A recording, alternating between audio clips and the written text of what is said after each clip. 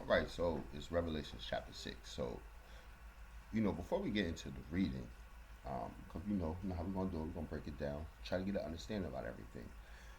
I want to talk about the four horsemen, which I call them the four horsemen of the apocalypse, right? That's what the world calls them, right? Yeah, I mean, that's what they are, the four horsemen. That is mentioned in Revelations. That's going to, so to speak, usher in the end times. That's the understanding we have, right? All right. So I just want to show you something about the horses. Now, horses represent,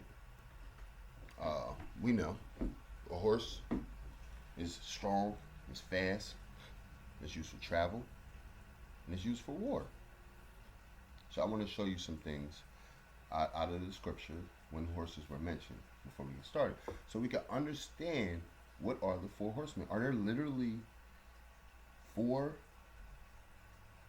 horses with men on them coming through the sky to the world, right? Or is it symbolic? Let's dig in. We're going to start with Proverbs chapter 21. We're going to read verses 30 and 31. I'm sorry, that's Proverbs chapter 21. We're going to read verses 30 and 31. So Proverbs chapter 21, verse 30 starts off with, "There is no wisdom, nor understanding, nor counsel against the Almighty." Okay. Verse 31. "The horse is prepared against the day of battle, but safety is of the Almighty." Safety is of Yah. So you see how the horse is being compared to people being able to find refuge in it, but Proverbs is reminding them the true refuge comes from the Creator. All right, let's go over to Isaiah 31. We're going to read verses 1 and 2 through 3. That's Isaiah chapter 31, verses 1 through 3. All right, just to get an understanding of what we're seeing in Revelation. Let's just keep digging. Okay, so Isaiah chapter 31 says, "Woe to them that go down to Egypt for help, and stay on horses, and trust in chariots, because they are many, and in horsemen, because they are very strong. But they look not unto the set apart one of Israel, neither seek Yah." So woe to them that's going to Egypt because of the chariots and the horse and the horsemen, because they look strong. These people, he's saying woe to them because they don't seek Yah. They don't see Yah as their Savior. Verse 2. "Yet he also is wise, and will bring evil, and will not call back his word, but will rise against the house of the evildoers, and against the help of them that work iniquity. Now the Egyptians are men, and not Yah," or not the mighty ones, right? Not the Elohim. They're just men. They're not even Elohim, right? But they're not Yah. "And their horses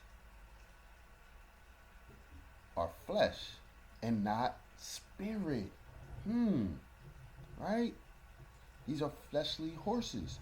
But the key thing is, I want you to pay attention to that. They're flesh and not spirit. We're going to come back to that. "When the Almighty shall stretch out his hands, both he that helps shall fall, and he that is hoping shall fall down, and they all shall fail together."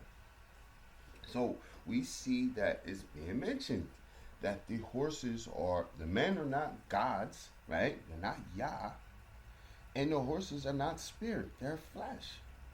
So Yah's like, why are you running and seeking refuge in a man who is not Yah, or men who are not Yah or even Elohim, right?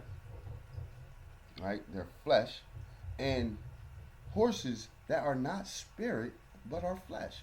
Why do you find refuge in something that is not spirit, right? And not just any spirit, because you can find refuge in different spirits, but we're speaking of Yah spirit, right?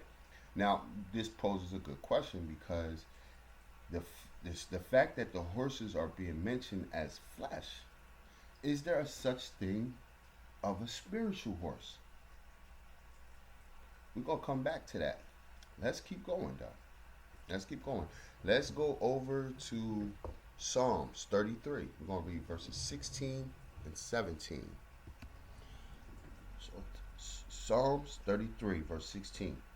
I'm gonna read to 17. And it says, "There is no king saved by the multitude of an host. A mighty man is not delivered by much strength. An horse is a vain thing for safety, neither shall he deliver any by his great strength." So it's acknowledging the fact that the horse has great strength, but it cannot deliver you. Right? Okay, so just showing you, I just wanted to show you how Yah feels about how people trusted in horses more so than him. But the reason why we're bringing this up, because we got four horsemen of the apocalypse, right? Okay, so we're just getting an understanding of what the horse could represent in the Bible. It could be represented, as we know, it could carry you places, but we also see that it's a safe haven for mankind, and it's like a war machine. All right? Okay. Again, understanding. Let's get into the spiritual portion of it. Let's go to the book of Zechariah. We're going to read chapter 1, verses 7 to 11. Book of Zechariah, chapter 1, verse 7. We're going to read to 11.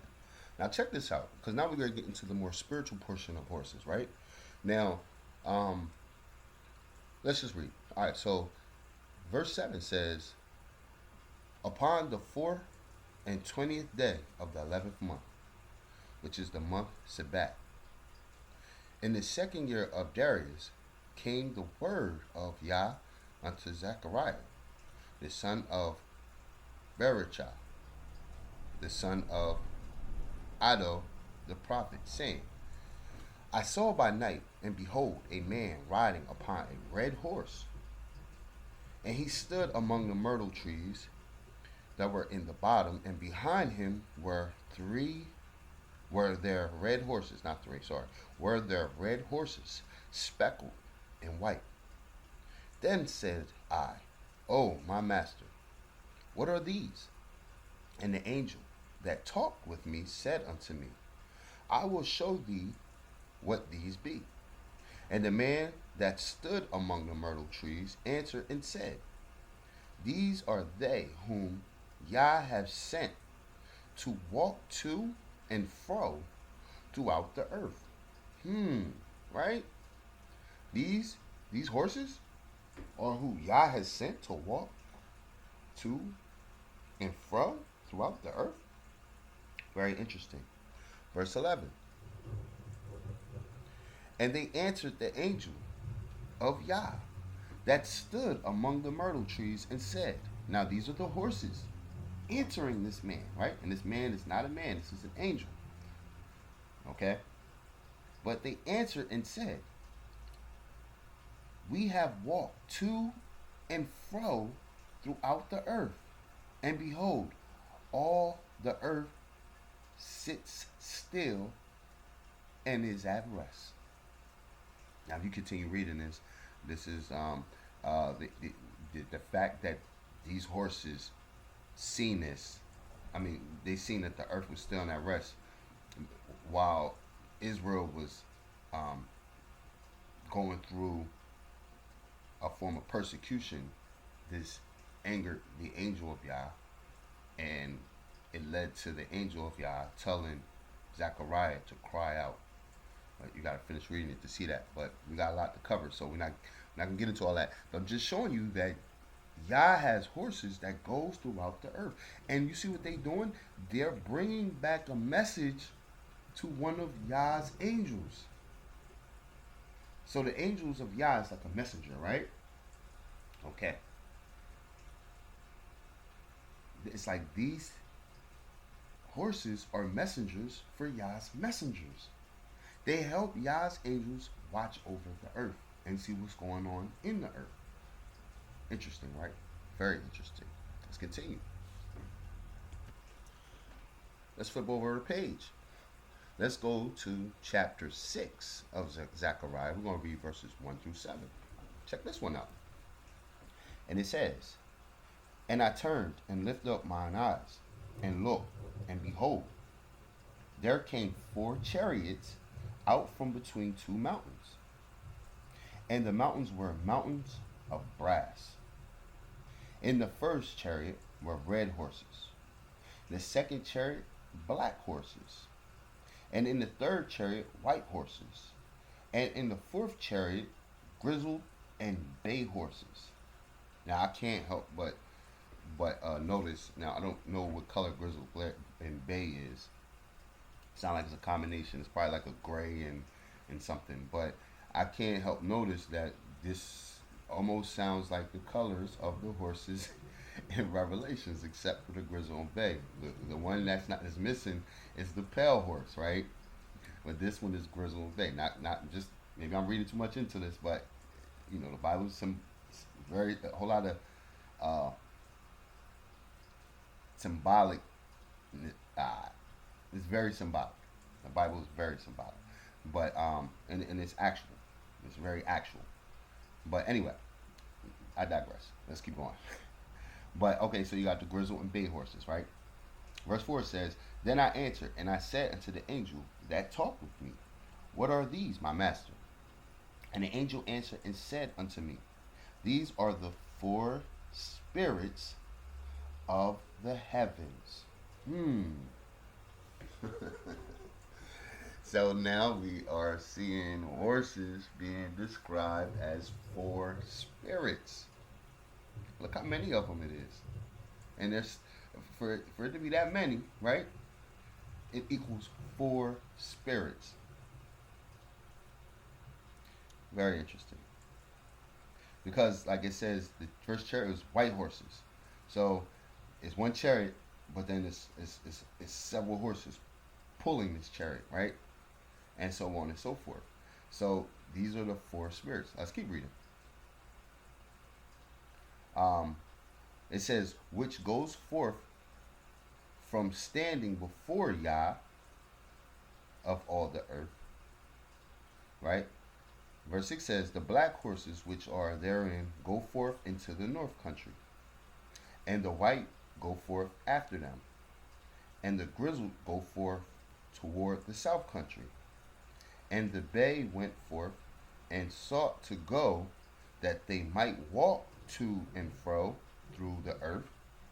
And he said, Get you hence, walk to and fro through the earth. So they walked to and fro through the earth. Very interesting. Very, very interesting. We're going to stop there on that one. We're going to stop at 7. So these are the 4 spirits. Now these are horses. These are chariots. But we're being told that these are spirits. So think back at the 4 horses of the apocalypse. And I want you to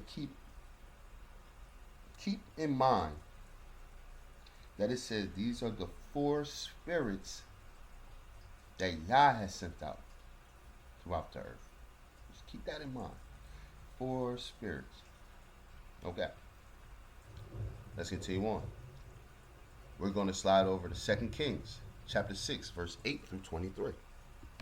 2 Kings, chapter 6, verses 8 through 23. Now, this is an interesting story right here. And we're about to read it. All right, so Elisha, right, is going to be under attack. But check this out.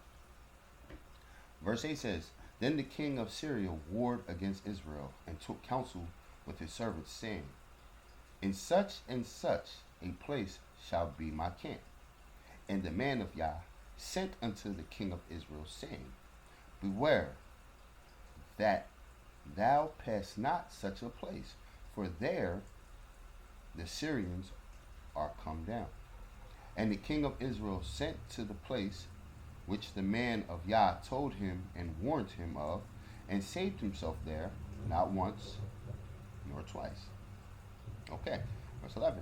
Therefore the heart of the king of Syria was sore troubled for this thing. And he called his servants and said unto them, Will you not show me which of us is for the king of Israel?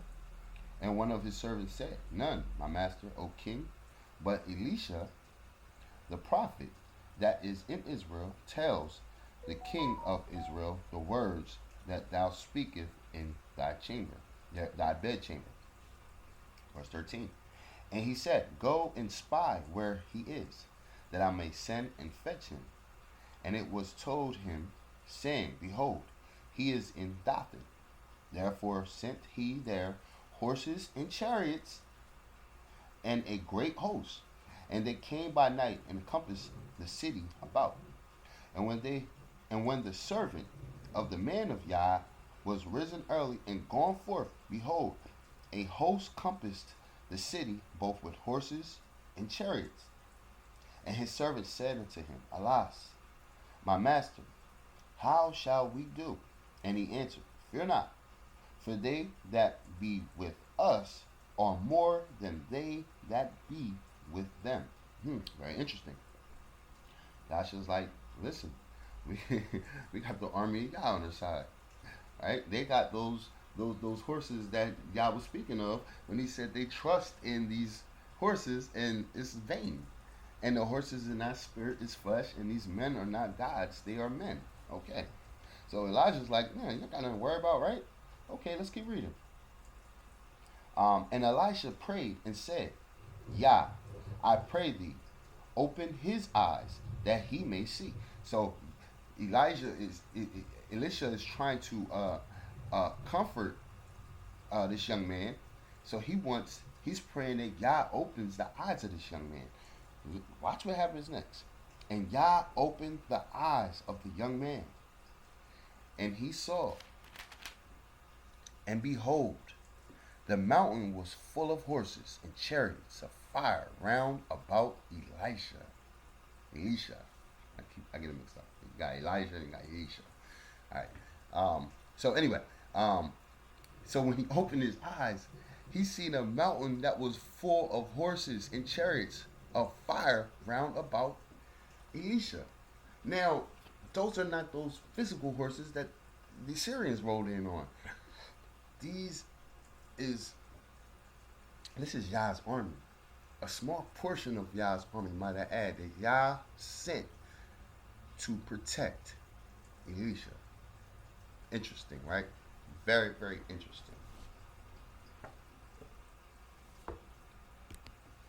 Let's continue. All right. Verse 18. And when they came down to him, Elisha prayed unto Yah and said, Smite this people, I pray thee, with blindness. And he smote them with blindness, according to the word of Elisha. Okay.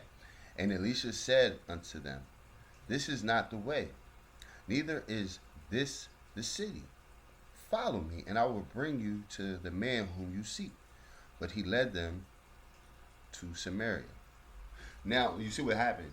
So, yeah, you got this army of Yah. You got these spiritual horses, right? Chariots, right? And Elijah goes down at these men who are there with their physical army, right?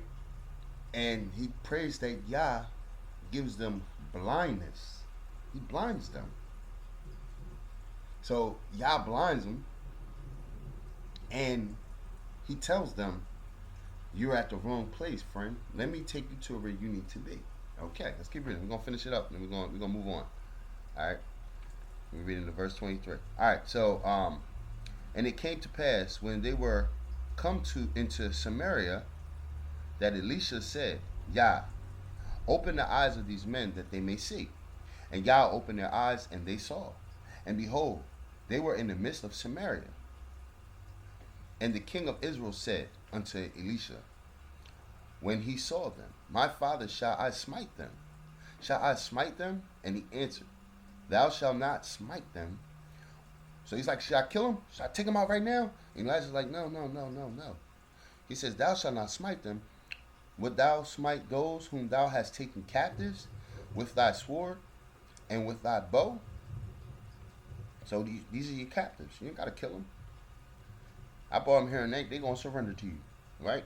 Set bread and water before them that they may eat and drink and go to their master.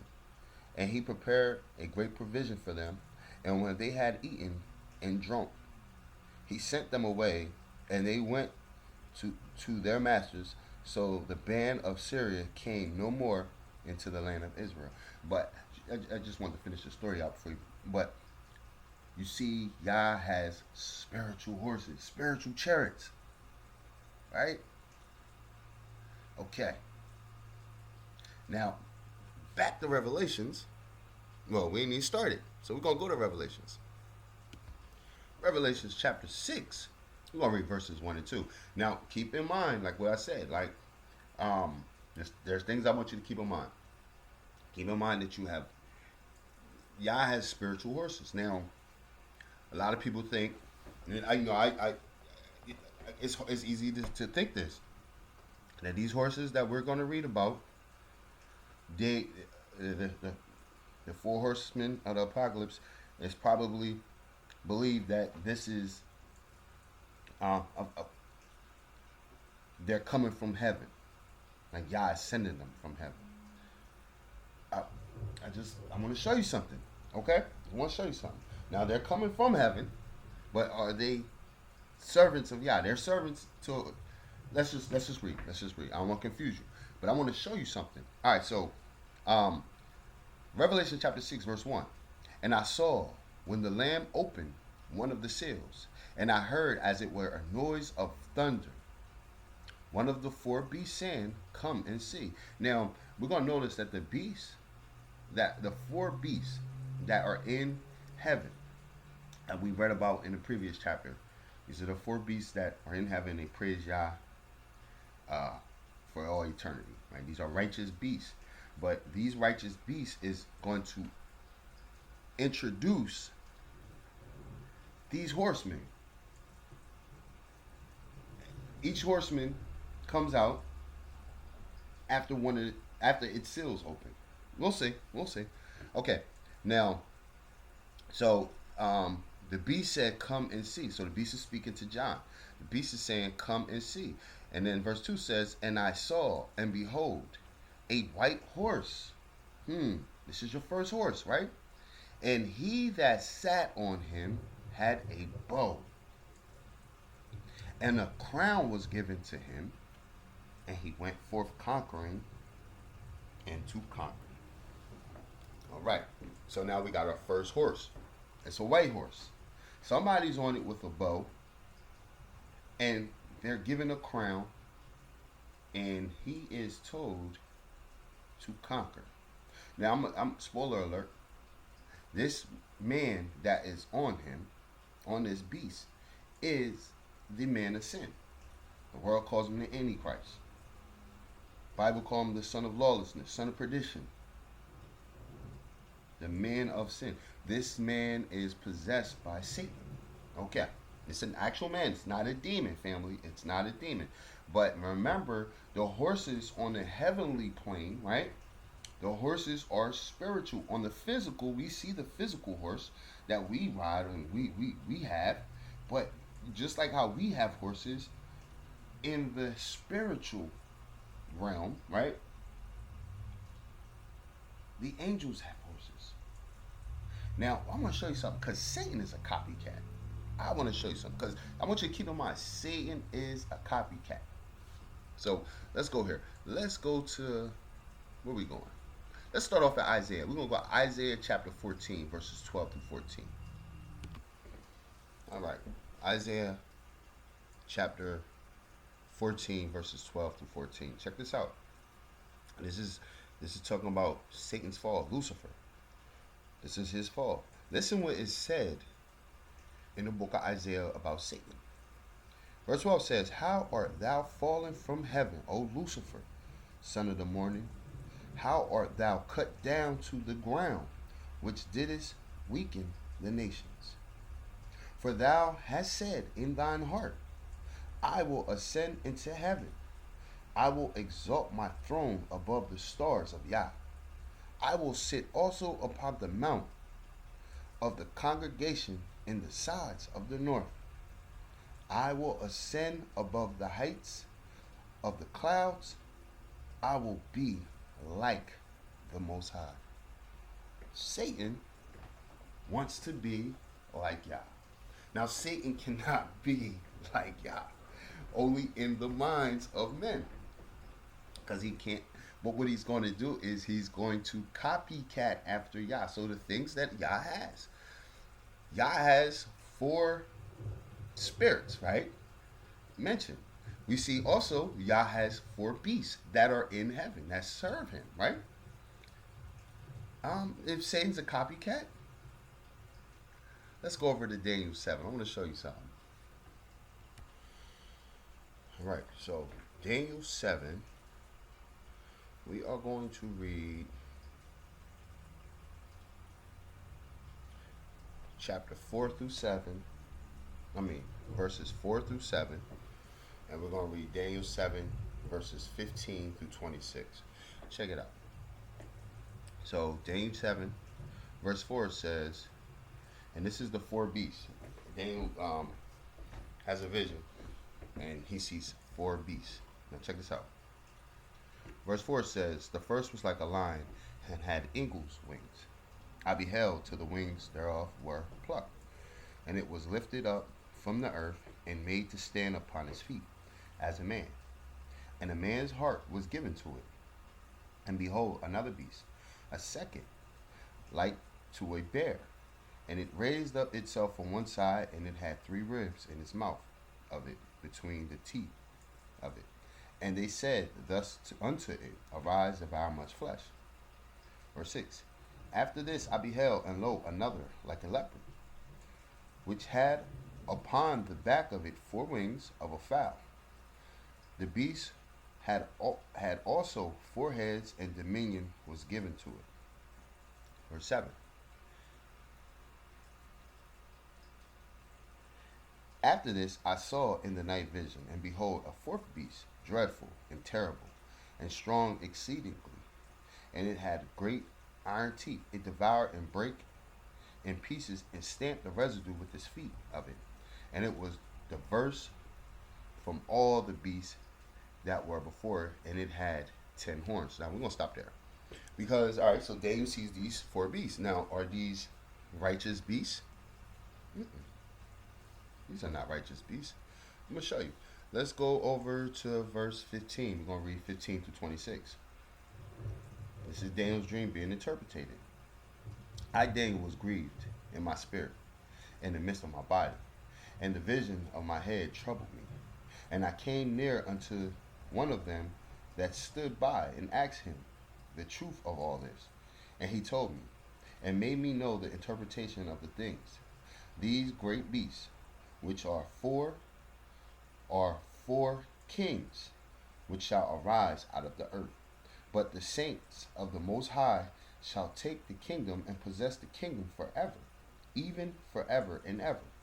Then I would know the truth of the 4 beasts, which was of the 4th beast, which was diverse from all the others, exceedingly dreadful, whose teeth were like of iron, and his nails of brass, which devoured and brake in pieces, and stamped the residue with his feet. And of the 10 horns that were in his head, and of the other which came up, the other horn came up. Check this out. And before whom 3 fell, even of that horn that had eyes, and the mouth that spoke very great things, whose look was more stout than his fellows. And I beheld, and the same horn made war with the saints and prevailed against them. You see that? So you got this beast making war with the saints. Now, we're going to get more into the beast when we get into the later chapters where it starts talking about uh, the uh, the beast with seven heads and so on and so forth. We'll get into that. But I'm showing you. So now it was told to him that these are four kingdoms, four kings, right? Four kingdoms. Kings rule in kingdoms. These are four kingdoms. Now, that's the physical. On the spiritual, these are four spirits. These are four spirits, family. Now, we just read Satan's a copycat. It's a big copycat. So I'm showing you all that to show y'all this. Let's keep going. Let's go back to Revelations chapter. We're gonna skip into Revelations a little bit. We're gonna read Revelations 19, verse 11, because we seen before we go there, we're gonna go right back to Revelations. We're gonna go right back to Revelation 6, and we're gonna read verse 2. And in verse 2 it says, "And I saw, and behold, a white horse." Okay. "And he that sat on him had a bow, and a crown was given to him, and he went forth conquering and to conquer."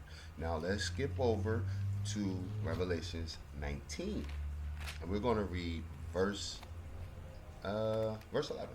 Revelations 19, verse 11. Check this out, because Satan's a copycat, right? Revelations 19:11 says, "And I saw heaven open, and behold, a white horse, and he that sat upon him was called Faithful and True, and in righteousness he doeth judge, and he makes war." Okay, so we see Satan's a copycat because Satan, Yah has his son, right? Yah has his son, Yahushua, the Messiah. Satan then fabricated something in the world where he got people believing, he got a percentage of people believing that the Messiah never came and he's still to come, and it's going to come from him. Well, they don't believe that. They just, whether they believe it or don't, bottom line is they reject Yahushua. They're waiting for their Messiah. There's a good percentage of people that believes that. But then you have a percentage of people who believe Messiah did come, and then when Satan puts a man, his man out, right, as Messiah, people are going to believe he is the second coming of Messiah. So Satan has deceived the whole world. And he will continue to deceive the world because they're going to believe his fabricated lie. So let's dig into this real fast, because all right, so we got four horsemen, right? We've seen that that the horse can be represented on the spiritual. They can represent, like Yah has the horse, the four chariots with horses, different color horses, and they go throughout the world. And they go to and fro, and they're called the four spirits of heaven, right? That Yah sent down throughout the world. You also have in the previous the earlier book, the earlier chapter of Zechariah, we've seen that it was a man, one man, and several horses were answering to him. So you had one man. It looked like it was one man in control of these horses. Now we see that these horses are spiritual. They're going to and fro. Okay. Now that one man, again, that was not an actual man. That was an angel. Okay. All right. So we got four horses in Revelations, and we see that Satan had sent. All right. So just to give y'all just a little clarity, if you don't know, those four beasts that we read in Daniel, the first was Babylon. Now, Nebuchadnezzar at one point did serve Yah. He did, after Yah had humbled him. But Babylon became a wicked place. right? Yah used Babylon to punish, like Yah used Babylon to punish the children of Israel when they were out of line. So Yah will allow these these these these these countries, these kingdoms to oppress his people, but these kingdoms doesn't always serve Yah. You might have one king out of like Nebuchadnezzar, he did, but then his sons didn't. You see what I'm saying? Okay, so you had Babylon being the lion. You had the Medes. No, is yeah. You had the Medes and the Persians being the bear, right? And we know that if I'm not mistaken, it's Darius, one of them. Uh, Sorry if I misquote this, family, but one of them gave the order to the children of Israel to go rebuild the temple. So you have one man who served, who did good, and to that degree, I don't know if he lived like a all-out righteous life, but the bottom line is, Yah was inspired him to send the children of Israel to go build the temple back up. But then the kings after him and before him didn't serve Yah. You see what I'm saying? And so you have a righteous. Let's just say it. You have let's say a good person. You have a good person in the kingdom, but then the overall portion of the kingdom is not serving Yah. Like these people who didn't go around the world, conquer the world, and make people serve Yah. They had their own gods, right? All right. So then the third beast was Greece. That was the leopard with four heads. That's when Greek came to rule. And they definitely didn't serve Yah. And then the fourth is Rome. Okay? So on a physical, there are four places. There are four groups of people, four kingdoms. But what I'm saying is, it's very possible that, because we know there's a duality, the spirit of something. All right, so if something happens on the physical, something's happening on the spiritual. So these people are being stirred up by a spirit, and this could be the four spirits. This is how I'm seeing it. But the bottom line is, we see that in Revelations there are four horses, and we're gonna see how spiritual this is. So let's keep going. Let's keep going. I don't want to lose y'all.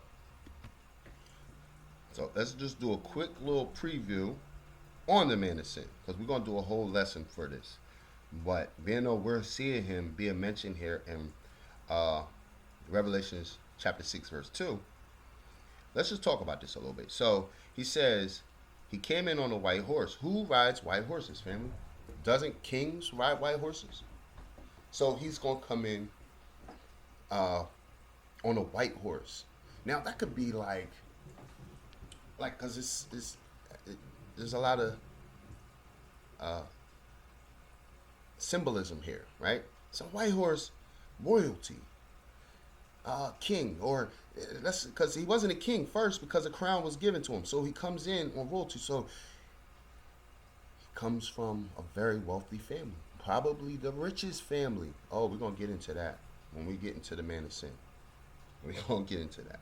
So he comes in on the white horse. Now, Yahushua comes back on a white horse, because Yahushua didn't come to this world on a white horse when he was born. It says that, and I think it's Isaiah 53, it says he has no appearance that people will look on him and see him as attractive, or they won't see him as royalty. You know what I'm saying? Like, so Yahushua, when he was here, he was, even though he was, you know, who he was, he didn't look the part. You know what I'm saying? This person, when they come in Revelation chapter 6 verse 2, is going to look the part. Okay? So he comes in on the white horse, right? Just like when we read in Revelations 19, when Yahushua comes back, he comes back on a white horse. He's going to look the part coming back, because he is the part. You see what I mean? He is the true part. Okay? All right. So he comes in on a white horse. Back to the man of sin. He comes in on a white horse, possible wealthy family, possibly a very wealthy family, right? It says, and he that sat on him was given a bow. Now, what is a bow? A bow is a weapon of war. A bow is a weapon of war. But what is a bow without the arrows? What is a bow without the arrow? It's like having a gun with no bullets, right? So he's going to come in, let's say, he's going to come in with a gun with no bullets. He that could be symbolism for he's going to come with the threat of war, but is going to have peace. That also can mean he could come from a family that has started wars and continue to start wars. But he's not going to be moving on that same wavelength of his family. Not right away, anyway. Because we're going to see when we get into the man of sin, he's going to come in peaceably, right? So he has a bow, but he has no arrows, right? Now check out the next verse. It says, not the next verse, the next sentence. It says, a crown was given to him. So he's going to come, he's going to make his mark, and they're going to make him their king. Who are they? The world. The world will give him the crown. They will give him the authority to be their ruler. Okay? All right, let's keep reading. And after he received his crown, what did he do? He went forth conquering and to conquer.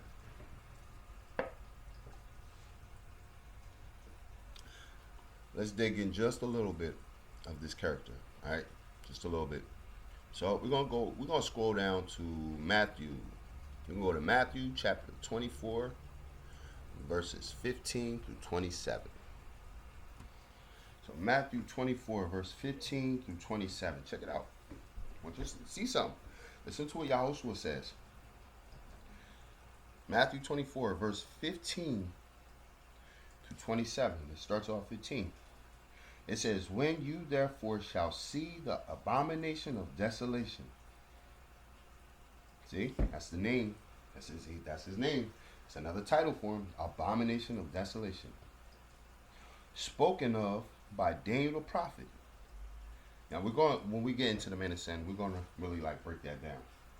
We're not going to really go into that right now. I just want to give a little introduction of what we're seeing here in Revelations. So it says, spoken of by Daniel the prophet, standing in the set apart place. Now, what that means is, if you don't know, they're going to, and they're talking about it now, they're trying to reconstruct the temple. They call it the third temple. We're going to get into that when we get into the man of sin. But he's just saying, once this temple is up, and you see this man goes into this temple, right? He's going to claim he is, or let me stop getting ahead of myself. So he says, standing in the set apart place. Whosoever readeth, let him understand. All right. So once you see him in this place standing there, listen to what Messiah says. He says, then let them which be in Judea flee into the mountains. Judea is the land over there, right? Because there's going to be, there's our people over there right now, family. There's people who got up, they left the country they was in, or they left the Americas, and they went over there and they wanted to go back to their homeland, and they over there getting treated like second-class citizens. You know what I'm saying? They're not getting treated right. They're not being treated like the warm welcome they should receive, because that's technically their land. But this is why it says, I will gather us and bring us in there. Now, that the fact that it's mentioned that who was over there, they will have to flee into the mountains when this man appears, because if they stay out in the open, they will be killed. Right? Sorry, not killed. Unalived. Right? Unalived. Okay, so it says, then let them which were in Judea flee into the mountains, and let him which is on the housetop not come down to take anything out of his house. Because what's taking place here, family, is this is the time to flee into the wilderness. We have to hide. This is where the Father will give us refuge. But anyway, let's keep reading. It says, neither let him which is in the field return back to take his clothes. So if you're at work, right? If you're at work Don't run back to your house to go gather your belongings. Like, we could take this trip. We could go. Let me go pack everything, right? Because the time is going to be like now. You got to go. Just like when I'm saying, let him on the roof. Who's on the roof? Not take anything out of his house. Consider that like the porch. Like today, like how we hang out on our porch. Back then, they hung out on their roofs. So it's like if you're already outside, you go. You it's time to flee. You ain't got time to grab things, right? And it says, "Woe to them that are with child, and to them that give suck in those days." So nursing, right? Because it's gonna be hard to try to run with babies, right? So he's saying, "Whoa," basically saying it's gonna be hard. And he's not saying it can't be done, but it's going to be hard. You're going to have to be more, yeah, more attentive. Verse 20. And what I said I was going to stop at? I said I was going to stop at verse 27. Okay, verse 20. But pray ye that your flight be not in the winter, neither on the Sabbath day. Why is he saying that? It's because it's harder to travel in the winter. Can you imagine? Because you're going to be outside in the cold. And neither on the Sabbath day. Why? Because the Sabbath day, for one, you got two ways to look at it. The main reason is because the Sabbath is supposed to be a blessing for you. It's supposed to be a blessing for you. It's not supposed to be a day where you're stressed out. When the Sabbath come, all the cares of the world should be gone. You should be focused on resting and focused on the Father. Right? Okay. So he's saying, pray that it's not in the winter, and neither is that it's on the Sabbath day.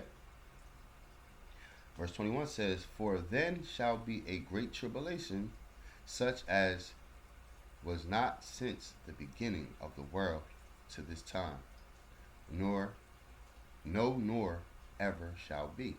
This is going to be the worst time ever.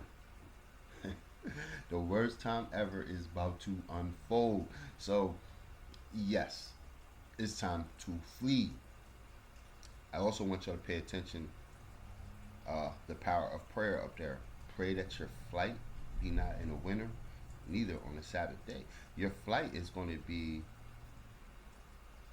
begin when this man goes up into the set apart place and claims to be the greatest of anything worship, right? So the fact that you can pray that it doesn't take place in the winter or on the Sabbath just shows you the power of prayer. I wonder how many people is actually praying for that, or they just read over that and not even. I guess when we get closer to those times, people will. I guess I don't know. But I just want to point out the power of prayer. Verse 22, and it says, "And except those days should be shortened, there should no flesh be saved. But for the elect's sake, those days will be shortened." So it's going to be so bad. You heard the term, the end of the world, the end of the world. It's going to be so bad, family, that if Yah does not shorten the days of this duration of events, that everybody will be wiped out. But for the sake of the elect, for the sake of those who Yah chose, that chose Yah and Yah chose, because Yah choose all of us, but only some of us choose him back and follow him. Yah says he's going to shorten those days, so not all flesh will be killed. That's very powerful. Very, very powerful. Verse 23 says, "Then if any man shall say unto you, Lo, here is Messiah, or there, believe it not. For there shall arise false messiahs and false prophets, and shall show great signs and wonders, insomuch that, if it were possible, they shall deceive the very elect." If it were possible, even the very elect will be deceived, but it's not possible because the very elect will be in tune with the Father. So that goes right to all the rest of the world who claim to, be into the Word and claim to be believers of the Bible and believers of the Father and the Son. And you know what I'm saying? They claim this, but they don't live that life. When I say live that life, I mean they don't follow His laws. They don't acknowledge His laws. They just feel like they just packing the church up and they pay their tithes, and that's good, and they keep all these holidays and they do that. These people are not the very elect. They could become the very elect, and if their name's in the book of life, they would eventually drop the ways of the world and come to the Father. But these people will be deceived. Oh man. All right, let's keep reading. Let's keep reading. It gets intense. Wherefore, if thou shalt say to you, behold, he's in the desert, go not forth. Behold, he's in the secret chambers, believe it not. Is he in the desert? Did they go over there and they I forget what his name was, but he called himself I forget his name, but he was living over there in the desert, and the people went over there, and he was claiming he was Messiah, and it was in the desert, in the chambers. That's a jail cell. You had the man here. I forget his name too. He ended up dying in jail. I think in Florida or something. Yahweh bin Yahweh, Ben Amin. I don't. It's one was one and one was the other. But basically, what I'm showing you is he's saying I'm not there. I'm not. Messiah is not in the prison house. Messiah is not in the desert. Right. Verse 27. Check this out. This is how Messiah will be viewed coming. He says, "For as lightning cometh of the east, it shineth even unto the west, so shall also the coming of the Son of Man be." You will see him coming in the sky, on the clouds. He will come for all to see. Look up in the sky, he's coming. He's not going to be in New York calling himself the Comforter. He's not going to be over there in Israel in the deserts, or, running a camp here in the United States or whatever. He's not. He's saying, look, these are many false messiahs. These are your many false messiahs, but you're going to have one false messiah that's going to outrank them all as far as total pure evilness. He's going to be the man of sin, the son of lawless one. It's the one that we're talking about. All right? Let's go over to 2 Thessalonians. 2 Thessalonians chapter 2, we're going to read verses 1 through 12.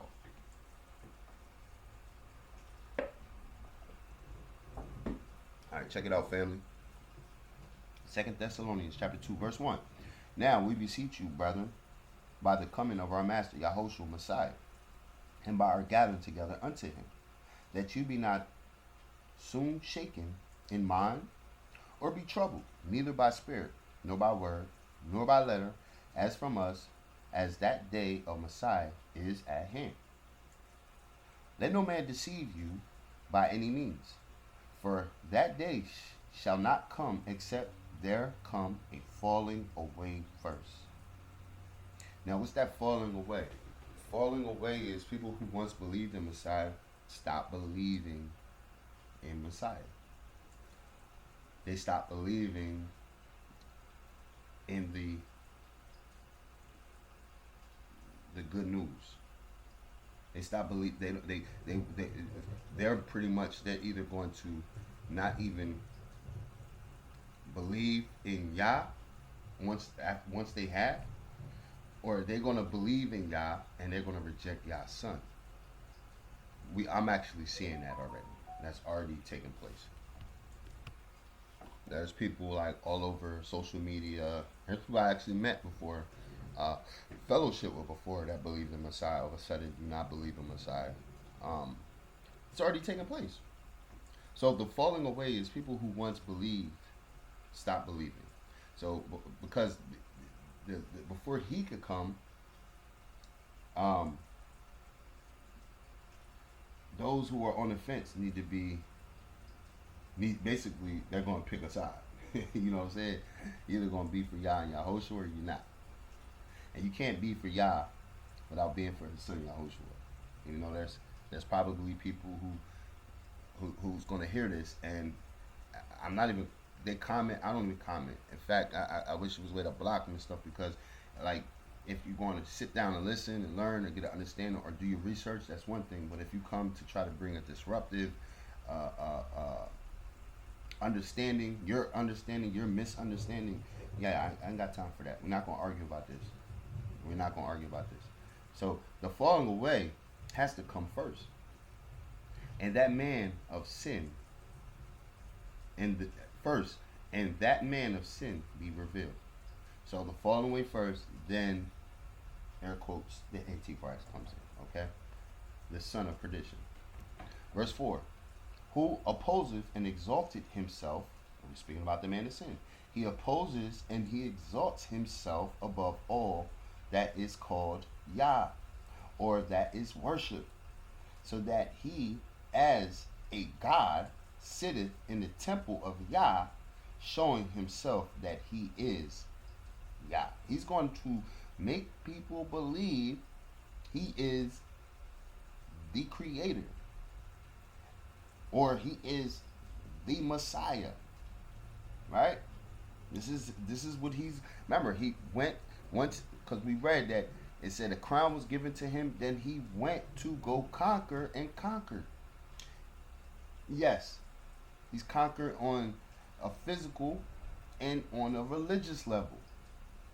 Oh yeah, oh yeah. They already believe that they got the. I don't know if y'all see those bumper stickers, coexist, and it's like a symbol of each religion, and they put it together and make it spell coexist, basically uniting all the religions to one. And I believe it was, I want to say it was the late 80s, early 90s. It might have been the 80s or the 70s. I can't remember. I'm gonna find it, and yeah, I'm gonna find it. But I believe the Pope at that time got all the world religions together, and they agreed that they served the same God. So it's already like the stage is already being set. It's already being set, and he just comes in and swoops in. So it's already being set. Anyway, all right. So he says, verse 5: Remember ye not that when I was with you, I told you these things, and now you know what withholdeth, that he might be revealed in his time. For the mystery of iniquity doeth already work. The mystery of iniquity was already working in those times, right? In Paul's times, in Shaul's times, it was already working. It's working even more now. It's continue reading. It says, Only he who now letteth will let, until he be taken out of the way. And then shall that wicked be revealed, whom Yah shall consume with the spirit of his mouth, and shall destroy with the brightness of his coming. Right? Or Yahushua, right? Because Yahushua was the one coming, right? Coming back. Verse 9. Even him who is coming is after the working of Satan. So this man is after the working of Satan. Remember I was saying it's always a duality. On the physical you see one thing, but there's always a spirit influencing or paving the way, right? So Satan this is after the workings of Satan, right? So let's keep reading. It says, even him whose coming is after the working of Satan, with all power and signs and lying wonders. He's going to be performing miracles, family. And with all deceivableness and of unrighteousness in them that perish, because they receive not the love of the truth, that they might be saved. So his lying in this signs and wonders, his deception, right, is going to lead many to perish. Why? It says because they did not have a love for the truth. You know how you try to give somebody the truth and they just, I don't believe it.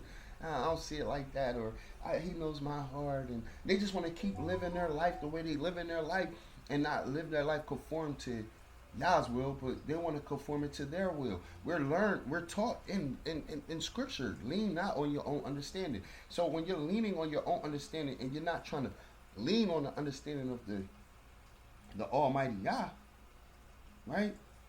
You don't have a love for the truth. You love the lie. The fabricated lie. The lie that man has taught you. The lie that these spirits, these wicked spirits, is whispering in our ears. We believe that lie over the truth of Yah. So when it says, in them that perish because they receive not the love of the truth that they might be saved. Wow, that is powerful. Listen to the next verse. Verse 11. And for this cause, Yah shall send them strong delusion that they should believe a lie. So this man comes and he claims to be Yah in the flesh, or Messiah, or whatever. Just he claims to just be what needs to be worshipped, right? Yah is going to send them the delusion so that they do believe it. This is right now, family. Right now is the time to get it together. Right now is to study, to show thyself approved, to get rooted, to take root, to take hold. Right now is the time. When this takes place, it might be too late, and it's never always too late. But it can be too late. You see what I'm saying? Like it can, because now the stronger delusion come. You ain't believe now. When that man come and he's doing all these miracles, you really gonna believe him. This man he's gonna pull fire out of the sky. Wait till we get into the man of sin. We're gonna get into some of the things that he's gonna be doing. We're gonna dig into that. But I just wanted to show this. All right, verse 12. Let's finish it off.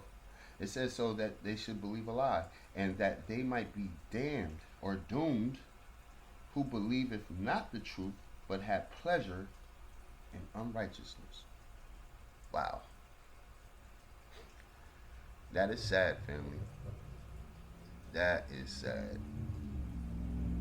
That is sad.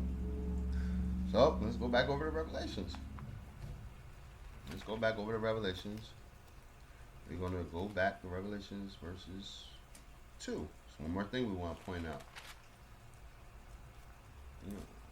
I know I'm going like all over the place, but it's all about understanding, family. I don't want to read over something and not explain it.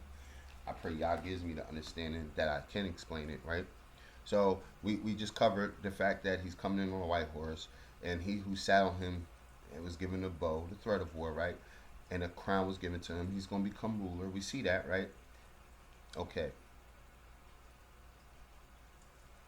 Let's focus on the fact that he has a bow without arrows. Remember I said he's going to come in peaceably. Now, the world is going to be going through something before this man comes in. Oh, there's going to be fightings and stuff, right? Right? The scripture says there'll be wars and rumors of wars before he comes in, right? So he very much come in during a war. Oh, yes, for sure. And when he comes in, he could come in with a solution to stop the war. Let's go to Daniel. We're just going to read one verse out of Daniel. Daniel chapter 9, verse 27. Daniel chapter 9, verse 27. Check this out. This is more about him. And it says, and he shall confirm the covenant with many for 1 week. Now that 1 week, it's the prophetic week, 7 years, right? So he's going to confirm a covenant for 7 years. A covenant, right? Peace treaty. He's going to have and another way where he's a copycat, right? Because Yah has a covenant, right? Yah has a covenant with Israel, his people. This man's going to come with his own covenant. But it's a peace treaty. He's going to bring a peace treaty. He's going to stop the war. And then in the middle of it, he's going to break the covenant. Yah has not broken our covenant that he has with us. In fact, Yah had a covenant and we broke it. And Yah gave us back that same covenant, but gave us a spiritual covenant. See, the first covenant was on tablets of stones. The second covenant, which is the same covenant, the same laws and rules, right? It's not on tablets of stone, but now it's on the tablets of your heart. So it's the same thing. It's the same thing, but it's about getting a greater understanding. This man who is wicked is going to break the covenant. He's going to break his own covenant. Yep. All right. Back over to Revelations. Let's get on to the next one. All right. So I had to touch on this like that because this is the man of sin. All right. So Revelations chapter 6, verse 3. All right. Now we're going to the next seal. It says, and when he had opened the second seal, I heard the second beast saying, come and see. Now remember, the first beast spoke on it, right? The second beast is telling John to come see this one. I just find that interesting. I just do. I'll explain why when we get to tail end of this, right? All right. So he said, come and see. And there went out another horse that was red. And power was given to him that sat thereon to take peace from the earth. To take peace from the earth. And they should kill one another. And there was given unto him a great sword. Oh yeah, we gotta break this down. We ain't gotta go all over the place for this one, but we're gonna break this down. All right, so you got the second seal being open, and there's another horse, and the rider. Well, first the horse is red.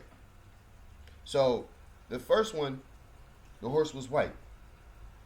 Okay. Now we get here, the horse is red. Now that red could represent fire and bloodshed, war.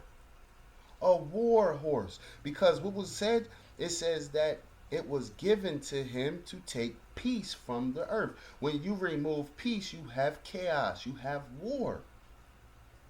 So this horse is red, right? Okay. So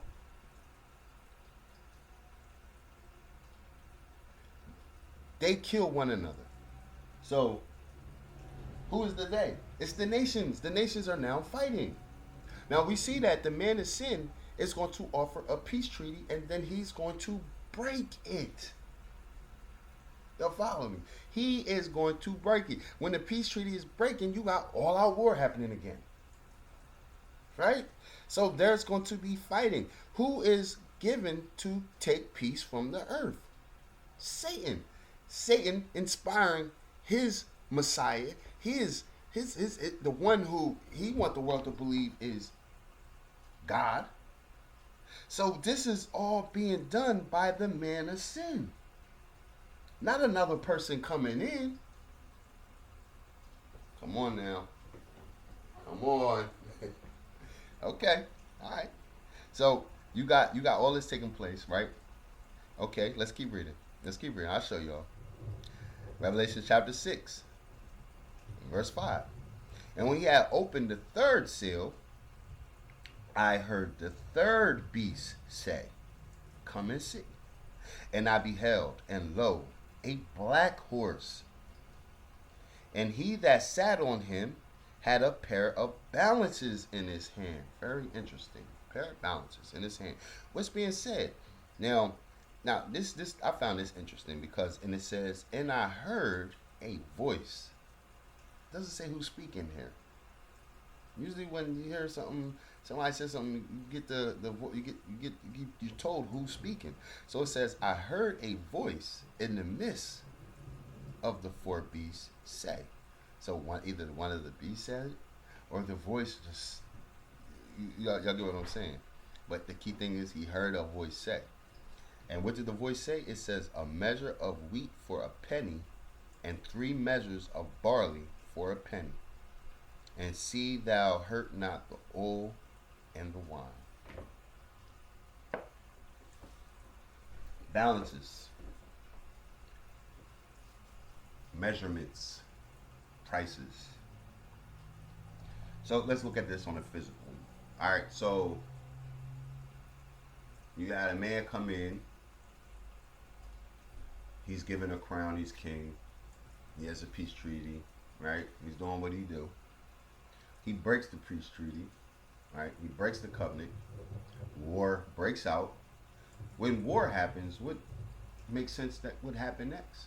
Food prices skyrocket, livestock killed, fields burnt up, right?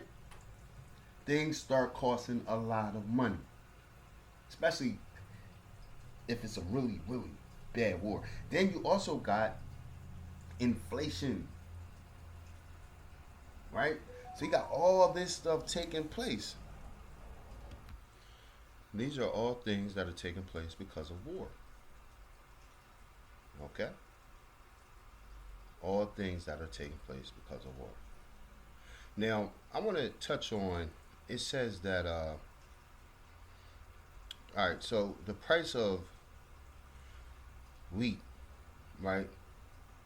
And barley, right? Has went up. That represents all food. You know what I'm saying? The price of food has went up.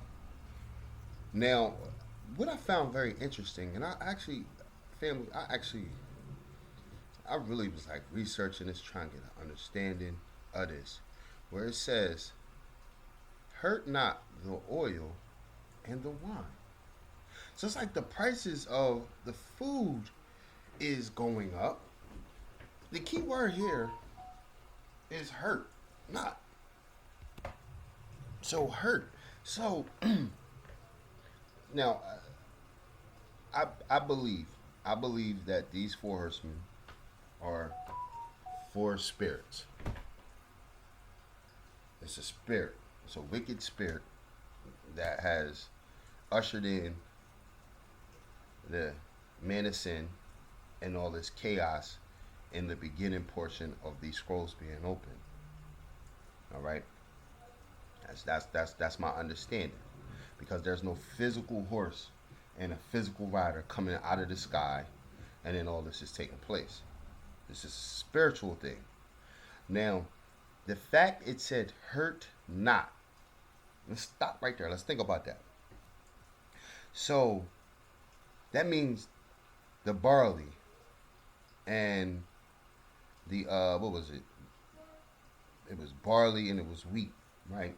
So the fact that the food, the vegetation, right, was hurt and everything else was hurt, like meaning it could have been destroyed through, the wars or uh, um, on a spiritual, these evil spirits, right, is harming the food.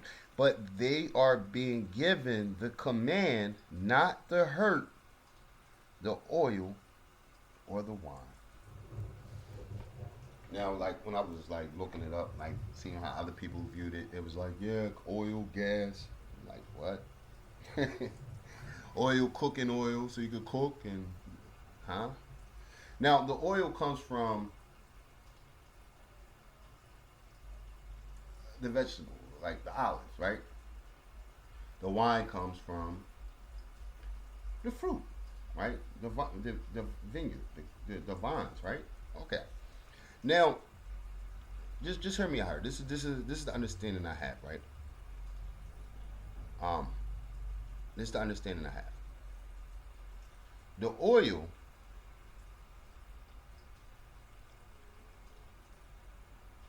is the anointing oil, the olives, right?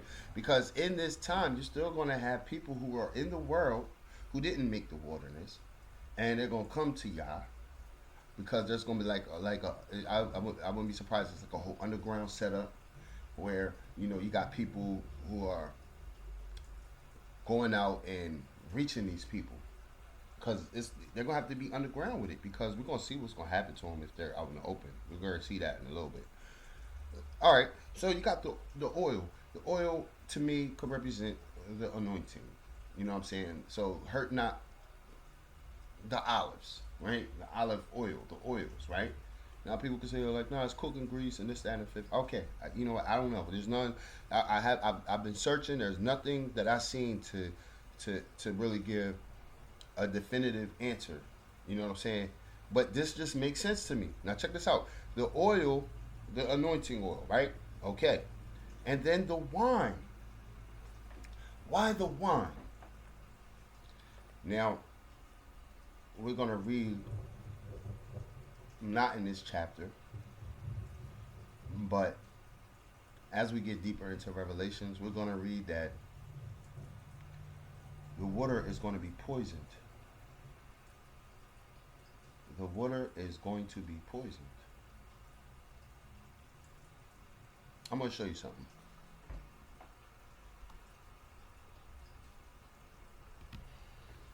Because there could come a time where there's no drinking water. Now, I'm not saying this has anything to do with what we're reading. I just want to show you something. Let's go to the book of Timothy, the first book of Timothy. We're going to read chapter 5, verses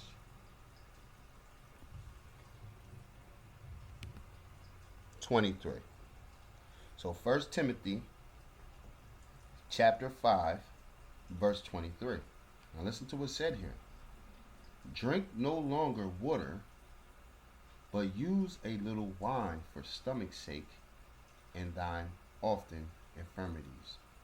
So I'm saying all that to say this. All right, because I'm not saying that has anything to do with that, but if the water is poison in the world, and Yah says that we've seen that Yah says it's going to be such a bad time that if he did not shorten the days, that no flesh would exist, right?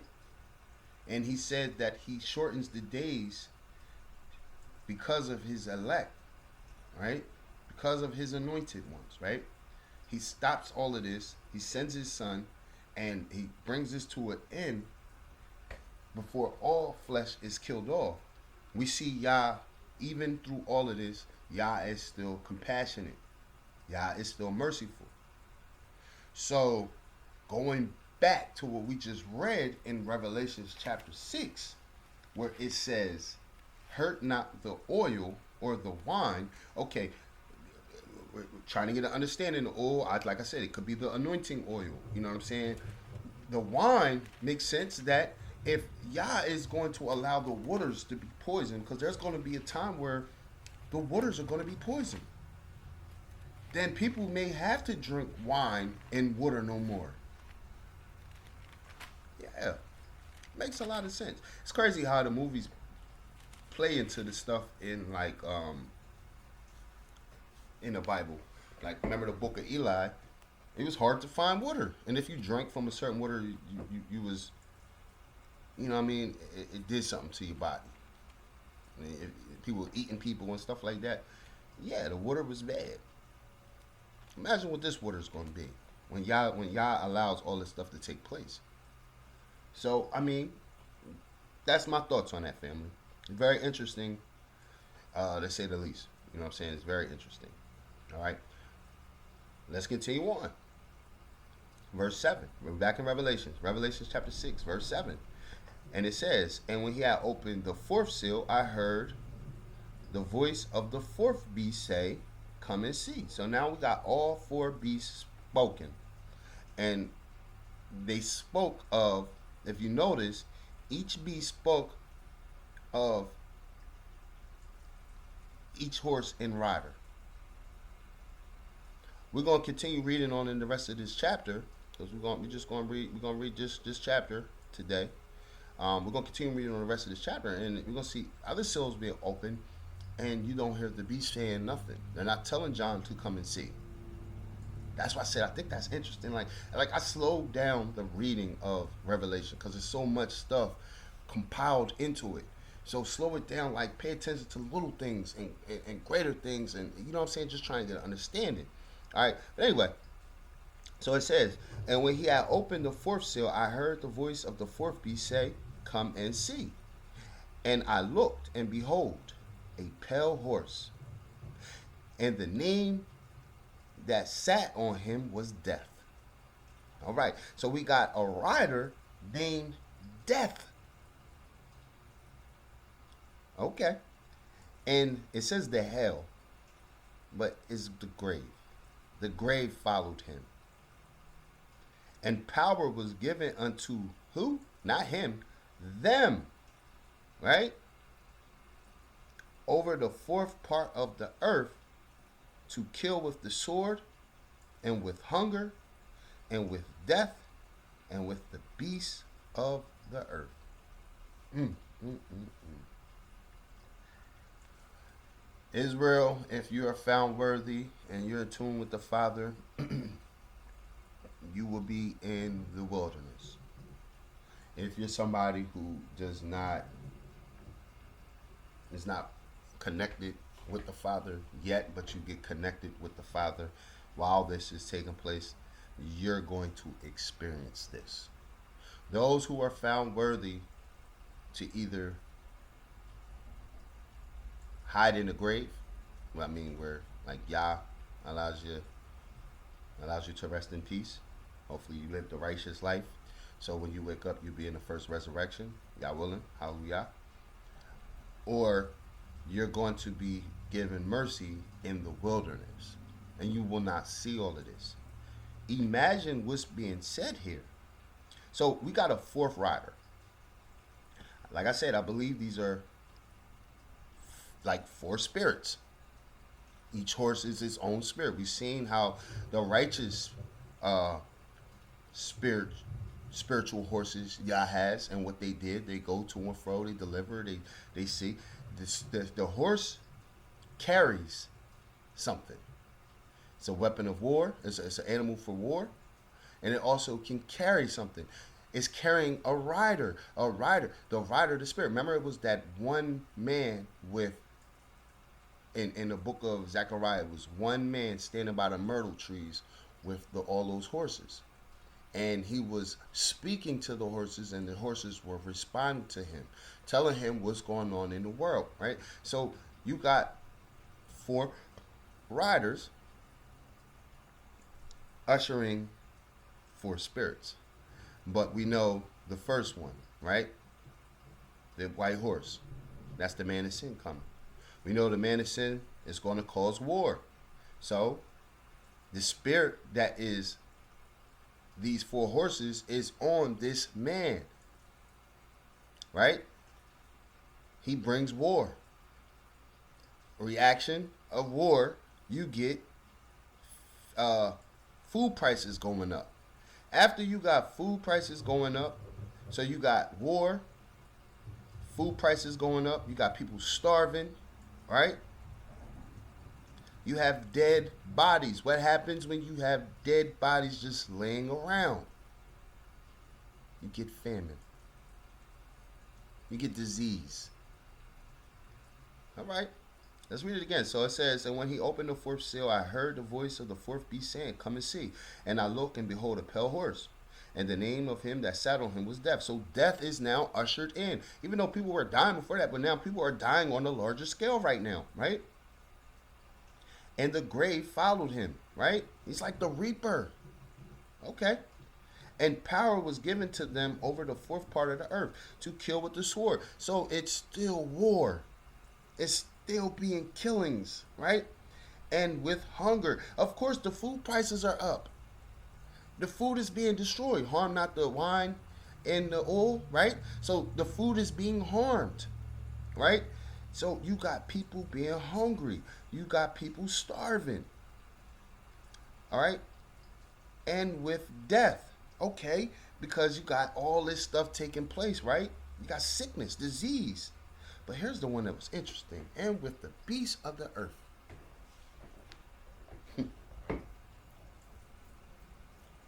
Lions, bears, tigers, all that. Animals attacking mankind on a large scale.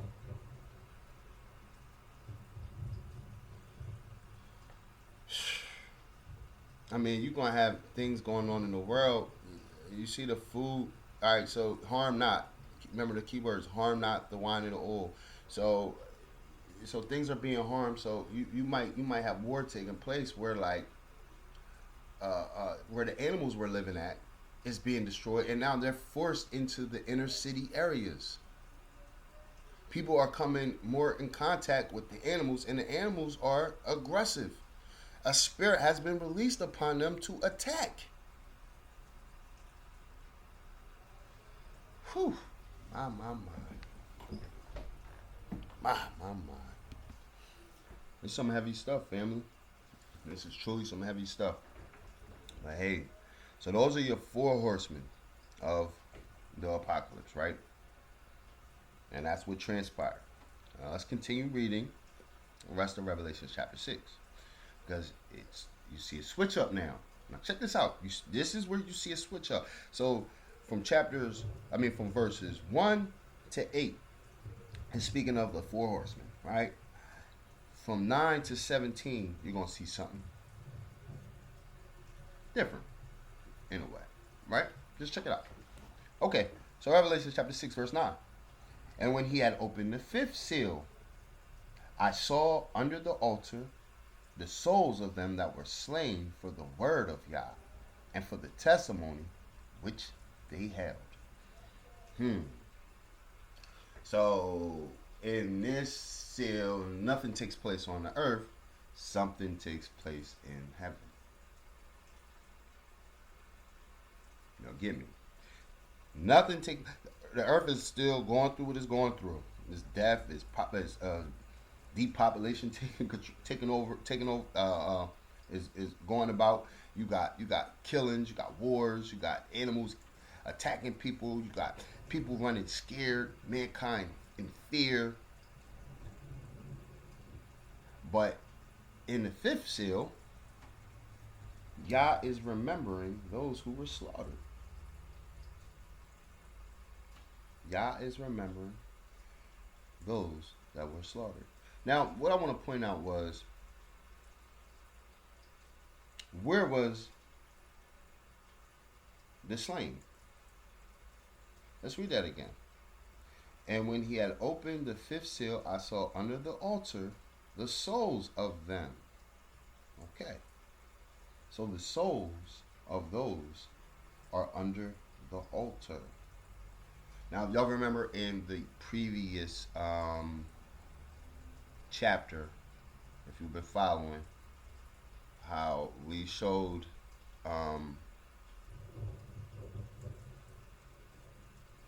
how the blood of the deceased that was murdered cries out to Yah. The righteous, they cry out to Yah. We've seen that, right? Now, I want to show you something, because there's an altar on earth back when Yah had the Levitical priesthood set up, right? And once they from the wilderness and then into their land, there was altars set up for Yah, right? Okay. Now I want to show you something that's interesting, because remember, it's we're talking about the blood that cries out. So let's go to Leviticus chapter 4. Let me show you something. Because these souls are under the altar. Alright? Let's see what was under the altar during the time we had the Levitical priesthood set up. Right? So let's go to Leviticus chapter 4, verse 7. Leviticus chapter 4, verse 7. Now check this out. It says, and the priest shall put some of the blood upon the horns of the altar of sweet incense before Yah, which is in the tabernacle of the assembly, and shall pour all the blood of the bullock at the bottom of the altar of burnt offerings, which is at the door of the tabernacle of the assembly. Okay. So blood was placed under the altar. Okay. Now, just a little recap. We'll go there. We'll go just in case you missed it. I'm not gonna go to the one in Enoch, but I'm just go to Genesis. We'll go to Genesis chapter 4, real fast. Genesis chapter 4, verses 9 through 10. Let me get there. Genesis chapter 4, verses 9 through 10 says, and remember, this is Cain and Abel, right? This is after Cain kills his brother. And it says, and Yah said to Cain, where is Abel thy brother? And he said, I know not. Am I my brother's keeper? Verse 10. And he said, what hast thou done? The voice of thy brother's blood cries unto me from the ground. The voice of thy brother's blood cries to me from the ground. So there's something about the blood, right? Now remember, let's keep in mind the souls of the deceased, right, that we read so far in Revelations is under the altar. And we see that when Yah had the Levitical priesthood set up, the blood from the sacrifice, from the bullocks, was put on the horns, a little bit on the horns, but the rest was put under the altar. That was specific instructions that Yah gave the children of Israel. Okay. Let's slide over to Leviticus 17. We're going to read verses 10 and 11. Leviticus 17, verses 10 and 11, right? Let's see about this blood. I want to show you something about this blood. Now check this out. Verse 10 says, and whatsoever man there be of the house of Israel, or of the strangers that sojourn among you, that eateth any manner of blood, I will even set my face against that soul that eateth blood, and I will cut him off from among his people. Verse 11. For the life of the flesh is in the blood. Now I finished reading. And I have given it to you upon the altar to make an atonement for your souls. For it is the blood that maketh an atonement for the souls. Okay, so we see something interesting. It's life in the blood. This is why Yah said do not eat blood. But we see that the blood cries out. So the blood is speaking to Yah. So imagine, Yah obviously hears the blood of the animals as well. That's why it's put under the altar. Right? A righteous sacrifice is put under the altar. So I just see a connection. Just that's all. I see a connection. In Revelations, the fact that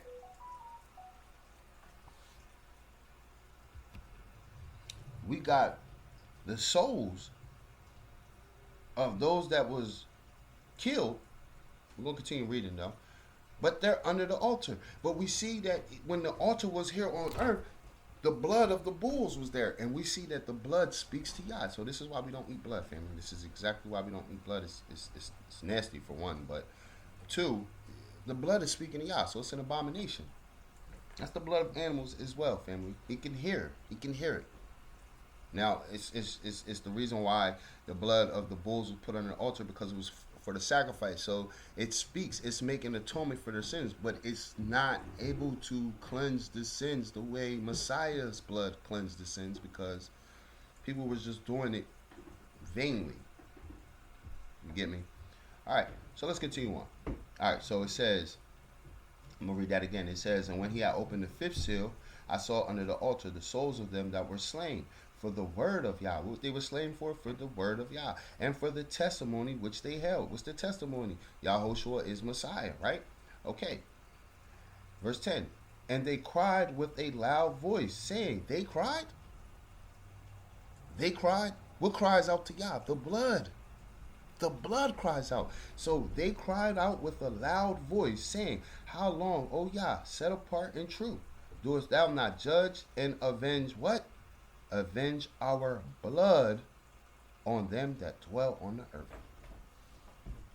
earth. See the connection there? It's powerful, family. Very powerful. Now let's continue reading. Now, before we continue reading, because you have to understand that the persecution is going to take place. It's definitely going to take place. Let's go. Let's slide over to Matthew 24. Matthew 24.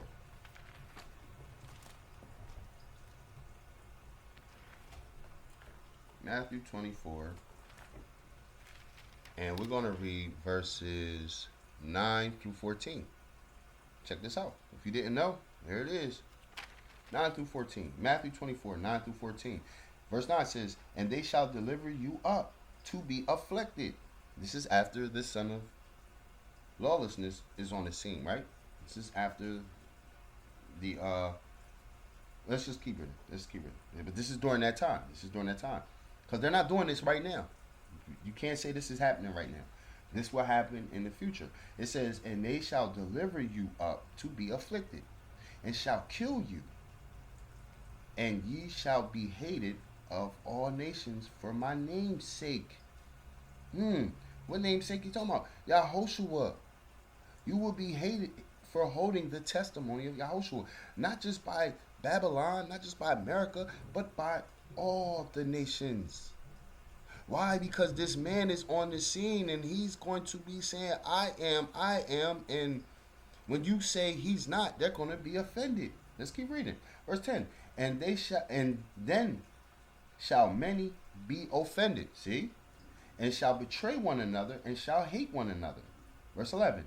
And many false prophets shall rise and shall deceive many. Okay. Verse 12. And because the iniquity shall abound, the love of many shall wax cold. What's that mean? When the love of many wax cold, like there's just no love out in the streets. There's gonna be no love out in this world, right? Okay.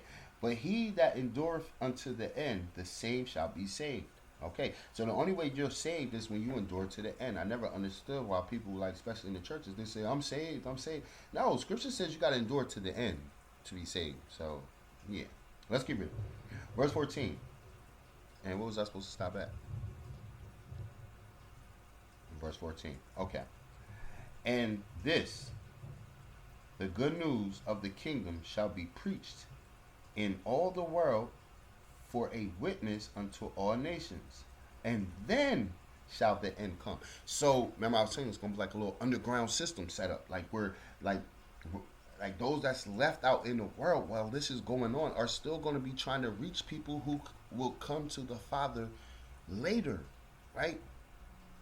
So the end can't happen until everybody here. So when it's time to flee in the wilderness, a lot of y'all servants is going to be in the wilderness, and you're gonna have some people that's left out. Who maybe it's people who went out to go gather their belongings and missed it, or maybe they woke up late, or maybe y'all was like, all right, you just came into this walk. You gotta prove yourself, so I'm gonna have you out here. And you're gonna do my work out here because I still need people to do my work out here. But the people who's been in this walk a long time, I'm gonna give them rest. It could be whatever, you know what I'm saying? So let's continue on. Let's go to John 16, 1 through 4. John 16, 1 through 4. Stay focused, family. John 16, 1 through 4. Check this out. And he says, these things I have spoken to you, that you should not be offended. Okay. They shall put you out of the assemblies. Yea, the time comes that whosoever kill you will think that he doeth, it says, God's service. You see this? This is the man on the scene. He's going to be their God. So he's going to make it an outlaw to believe in Yah and to believe in his son. He's going to say, I am. Not that. That's the lie. And if you're caught doing that, he's going to probably have a reward out. You bring people who serve anybody other than me, you bring them to me, I'll give you money. You know, with a severance package. You know, our people love severance packages. Not severance packages. What's it called again? Not a severance package. It's the oh man, I'm drawing a blank. When the government gives you money out of nowhere. Yeah, I can't remember what it's called. It's not important. But basically, he's giving you a reward. So say if it's like 10 grand. Already the food prices is high and all this stuff is going on, right? And you can just deliver up. All right, here go one. He don't believe in you. When it's time for us to bow down to your image, or when it's the time of the day when we're to pray to you, he never participates. He believes in Yah and Yahushua. I don't know where he got that from. Okay, send him to me. Here go your 5,000, they get 10,000, whatever he gives them. So it says that they shall put you out of their assemblies. It say synagogues here. So when you take assemblies, it's a place of worship, right? So they will put you out of their place of worship or their groups or their gatherings, right? And the time cometh that whoever kills you will think that they're doing God's service. Interesting. Very interesting. Verse 3. Because remember, we read in Second Thessalonians that those who don't have a love for the truth will believe the lie. Yah will send them the delusion. So in their mind, they're going to be justified like, nah, this has to happen. He's going against our God. You know what I'm saying? And I'm doing his work by killing you or delivering you up, right? Verse 3. And these things will they do unto you because they have not known the Father nor me. Verse 4. But these things have I told you, that when the time shall come, ye may remember that I told you of them. And these things I said not unto you at the beginning, because I was with you. All right, hallelujah. Yahushua was giving us the warning, family. Yahushua was giving us the warning. Hallelujah. Crazy. It's really, really crazy. It's really crazy when you think about it. Let's go to 2 Timothy. Because, see, people believe, like, all right, well, nah, it's all going to be good. Everything's going to be all right, you know. But they got those posts on social media. If you say these words, you'll get blessed. And you know what I mean? Like, nothing bad is coming. Live your life and this, that, and the fifth. Okay. 2 Timothy chapter 1, verse 8. 2 Timothy chapter 1, verse 8. Check it out, family. 2 Timothy chapter 1, verse 8. And it says, Be not thou therefore ashamed of the testimony of our master, nor of me his prisoner. So he says, don't be ashamed of holding the testimony. Because there's going to come a time where you're going to feel like, all right, you believe in Yahushua, right? But you're going to see how the world is just forming and you're being hated for believing in Messiah. Some people might have hearts that pump Kool-Aid and hide what they believe. They're be ashamed. They don't want to be killed, right? So he's saying right here, do not be ashamed of the testimony of Yahushua, nor of me, his prisoner. Paul put Timothy, 2 Timothy, I forget who's it. Well, the writer here is saying, I'm a prisoner of Yahushua, right? Okay. Timothy's saying, I am a prisoner of Yahushua. Meaning, I'm going to hold on to this testimony and I see myself as a prisoner. Prisoner, not a bad thing. He's saying, like, I'm in the body. I'm tuned in, right? But keep reading. But be thou partakers of the affliction. Of what affliction, family? Be partakers of the affliction? Think about that. So when the world is being persecuted, not the world, when the believers are being persecuted for their beliefs in Yahushua, you should stand up and be a full participant. And I ain't saying go out there, run on the front line and get killed, but when they catch you, you should stand on that. Not hide it, right? So he says, be partakers of the affliction of the good news according to the power of Yah. Hallelujah. Let's see this. Now, it's an area I want to touch on before we get back into Revelations, because you have people out there who, did I want to read that?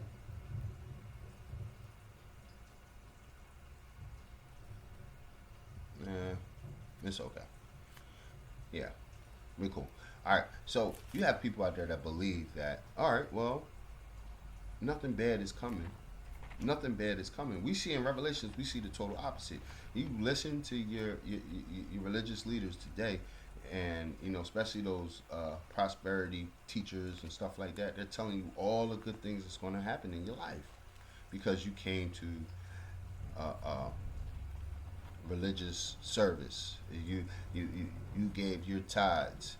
You go out there and just do what you do, but just make sure you stay in the assembly. You stay in the church. You know what I'm saying? Yeah, they'll tell you if you murder, that's wrong. Yeah, they'll tell you that much. I believe that. But they won't tell you things like the simple things, or nothing simple about the law. But they won't teach you the laws because they believe that's all done away with, right? So they just saying believe, but they ain't gotta follow anything Moses said. Um, we gave you an understanding of what the New Testament is saying, and just go off of that, right? And only speak of the good things that are going to happen to you. So this is what we're about to do. Let's go to Jeremiah. We're going to go to Jeremiah chapter 14. Jeremiah chapter 14. And we're going to read verses 10 through 16. All right, sorry about that. Family had to step away. All right, back into this. I'm going to go to Jeremiah chapter 14, verse 10 through 16.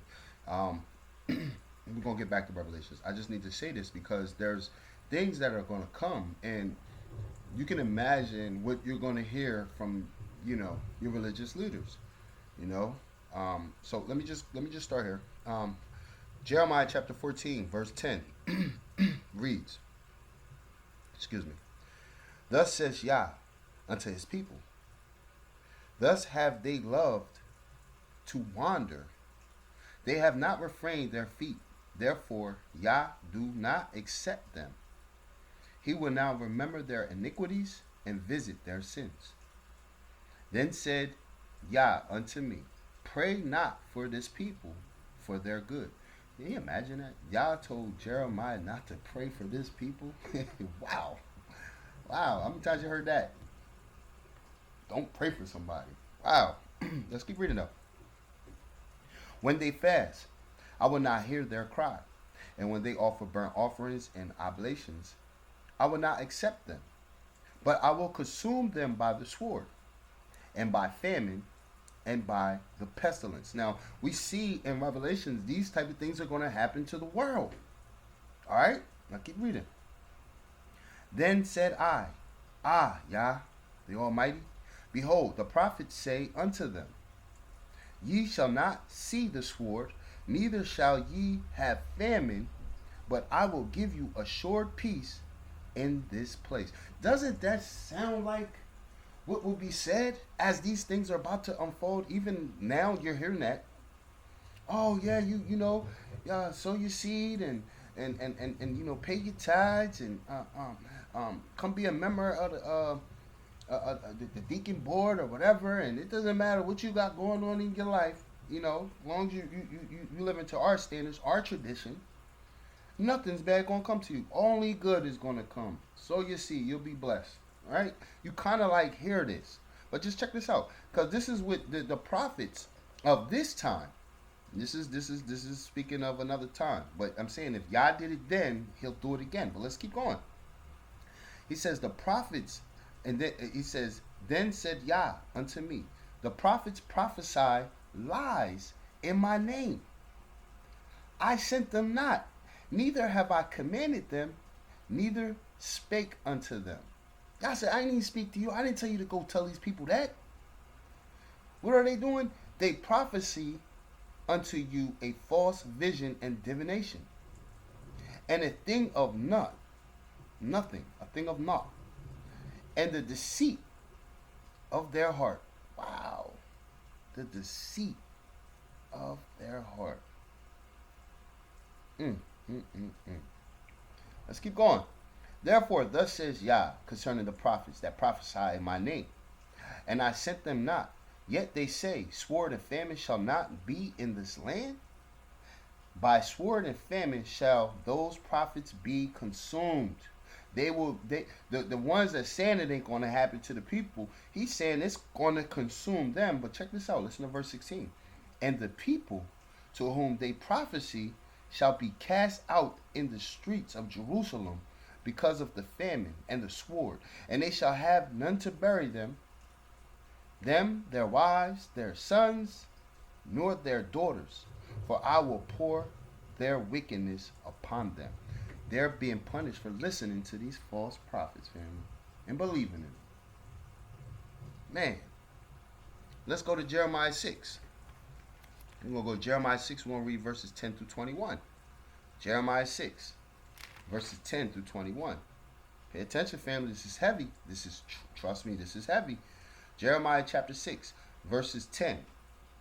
To whom shall I speak and give warning, that they may hear? Behold, their ear is uncircumcised, and they cannot hearken.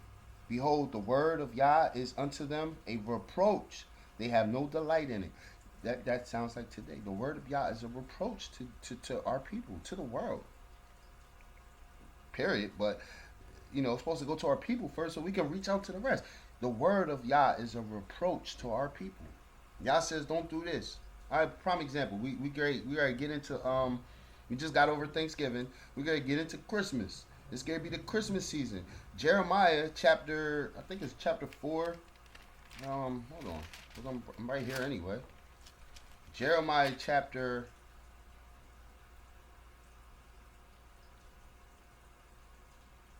is that 4?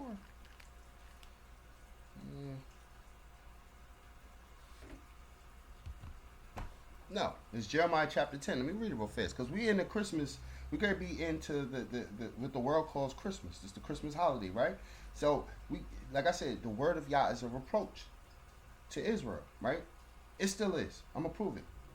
Check this out. And I've read this to people several times. And do they care? No. It says, hear ye the word of Yah. Speak it unto you, O house of Israel. Thus says Yah, learn not the way of the heathens, and be not dismayed at the signs of heaven. For the heathens are dismayed at them. For the custom of the people are vain, and one cuts a tree out of the forest, the work of the hands of a worksman with an axe. They deck it with silver and gold. They fasten it with nails, so that the hammers, and with hammers, that it move not. They are upright as palm trees, but speak not. They must need to be born, because they cannot go. You have to move them around. These are idols. This is the Christmas tree, family. We're being warned not to do it. How many people still gonna do it? Even though this is right here, I'm like, oh no, I don't look at it like that. The word of Yah is a reproach to them. Back to Jeremiah. Jeremiah chapter 6. Where we leave off at? We started at 10. Okay. So,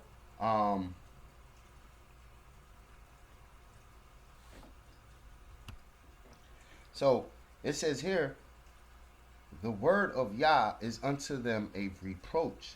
They have no delight in it. Sound about right, right?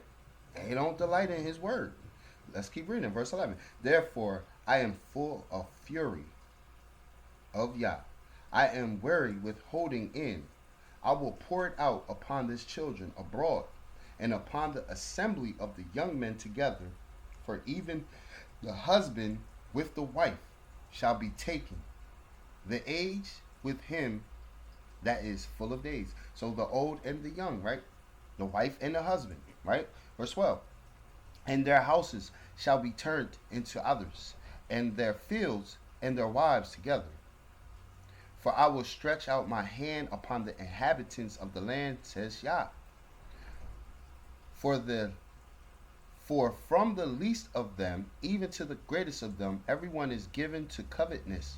And from the prophets, even to the priests, everyone deals falsely. Yes, that is the state of our people right now on a large scale. The priests are false, and these prophets are false, right? Yeah.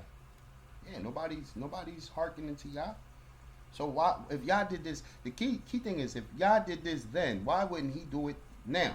So let's keep reading, right? It says, they have healed also the hurt of my daughters of my people slightly. Okay, so they have healed, right?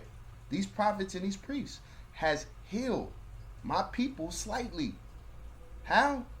Saying peace, peace, when there is no peace. That's what we really want y'all to think about that. They say peace, peace. Good is coming to you. Oh, and it's funny because they really don't touch the book of Revelation. So they don't really see or is really teaching the people what is coming to this this world. What's going to unfold? They're not. They're not warning God's people. They're not warning the world. They're not doing none of that. What they're doing is they are out here for filthy gain. It's all about a profit. It's all about YOLO, right? You only live once, right? It's all about living comfortable on the back of the people. And the people are just like sheeps to the shears or ostriches with their head in the sand. Nobody really wants to think what's coming down the road. So he is healing them for us a little while by saying peace, peace. All right? Like I said, if Yah did this before, why wouldn't he do it now? Let's keep going. He says, were they ashamed when they had committed abominations? Nay, they were not at all ashamed, neither could they blush. Therefore, they shall fall among them that fall. And at that time I visit them, they shall be cast down, says Yah. Alright, let's see, where I'm supposed to stop at. I'm supposed to stop at 21. Okay, thus says Yah, stand ye in the ways. Now here's Yah's giving them instructions on how to avoid all this happening. Listen what he's saying. Thus says Yah, stand in the ways and see and ask for the old paths. The old paths? What does that mean? Stand in the ways and ask for the old paths. Go out to the people who are truly following Yah and ask about the old paths. Whose old paths? What paths did Abraham, Isaac, and Jacob, David? You know what I'm saying? Like, what path did Yahushua give us? The old paths, the ways where Yah was pleased with you. Instead of taking the new ways, right? And just saying, oh, he loves everybody. Just go ahead, pay your tithes and da-da-da-da-da. Right? Find the old ways. It says, where is the good way? And walk therein. So you're walking in the wrong way. So find the good way. Stand in the way. Reach out. Basically, go out there and seek it. Search for it. All you got to do is pick your Bible up, though. And you shall find rest for your souls. But they said, we will not walk therein. Verse 17. Also, I set watchmen over you, saying, hearken to the sound of the trumpet. You get that? Like, so, like, you got watchmen. You might say, oh, no, there's no watchmen. Listen. You got warning signs. If you got social media, you got warning signs. You great go out here and you great do these holidays, or you great eat some unclean thing that you're not supposed to be eating, or you great do things that goes against Yah's laws. There's people even on social media that post things that shows you what the word of Yah is saying, and you choose to ignore it. I had people come at me by saying, I don't care if, and I know it wasn't just coming at me, but just in general, because I was posting a lot of stuff about Thanksgiving's not good, this, that, and the fifth, and they come up, I don't care if you don't celebrate Thanksgiving. They basically saying, don't ruin my Thanksgiving. I don't want to hear your trumpet. Stop being a Debbie Downer. You see what I'm saying? Like, so what? That you believe it goes down like this, but we believe it goes down like that. They don't want to hearken to the sound of the trumpet. But they said, I will not hearken. Verse 18. Therefore, hear, ye nations, and know, O assembly, what is among them. Hear, O earth, behold, I will bring evil upon this people, even the fruit of their thoughts, because they have not hearkened, have not listened unto my words, nor what? My law, but rejected it. Come on, man. Y'all can't sit and say y'all don't see Yah's law being rejected out here in this world, especially amongst his people. You cannot say that. Verse 20. To what purpose cometh there to me incense from Sheba, and the sweet cane from far country? Your burnt offerings are not acceptable, nor your sacrifices sweet to me. Man. Verse 21. That's the end of what I'm reading there. Family.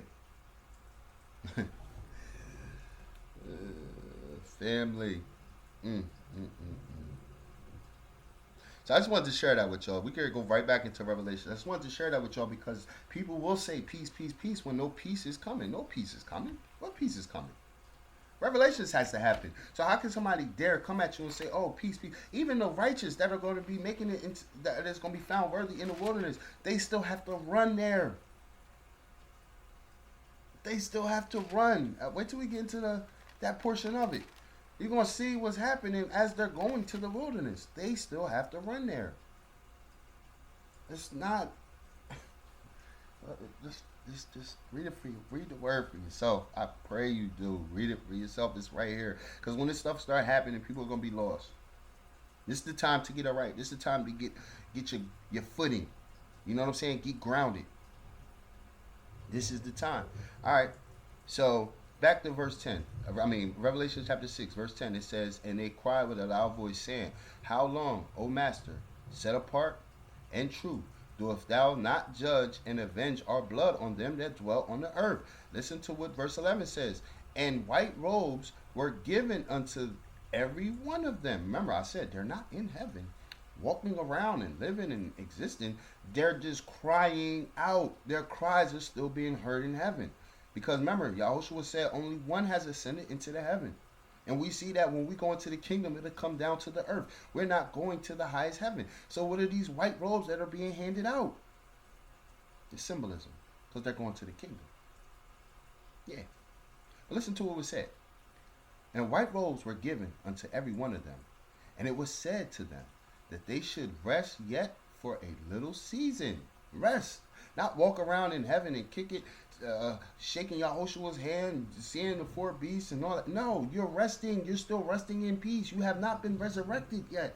But your cries are still heard. So he says, it was said that they should rest for a little season until their fellow servants also and their brethren that should be killed as they were should be fulfilled. So even those who are righteous are getting killed.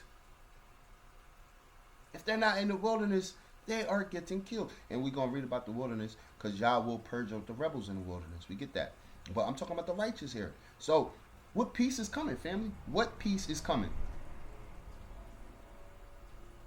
Seriously. I'm going to show you something.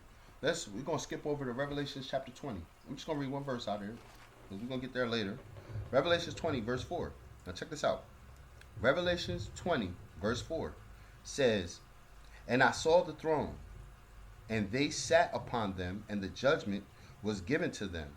And I saw the souls of them that were beheaded for the witness of Yahushua and for the word of Yah, and which had not worshipped the beast, neither his image, neither had received his mark upon their foreheads or in their hands. And they lived and reigned with Messiah 1,000 years." Now, you see who we're talking about now. When it says they must rest a little while, right? Because those who are their brothers have to be killed, they're going to be beheaded. This man of sin is going to be chopping heads off. Family, the Antichrist, man of sin, son of perdition, whatever you call him. This wicked man is going to chop heads off of those who believe and hold the testimony of Yahushua. Those who follow Yah. Those who keep these laws. Right now, he's not here. You're not being persecuted for keeping his word. Yes, you might get a little backlash from family and friends and co-workers. Oh, why you don't keep the holidays?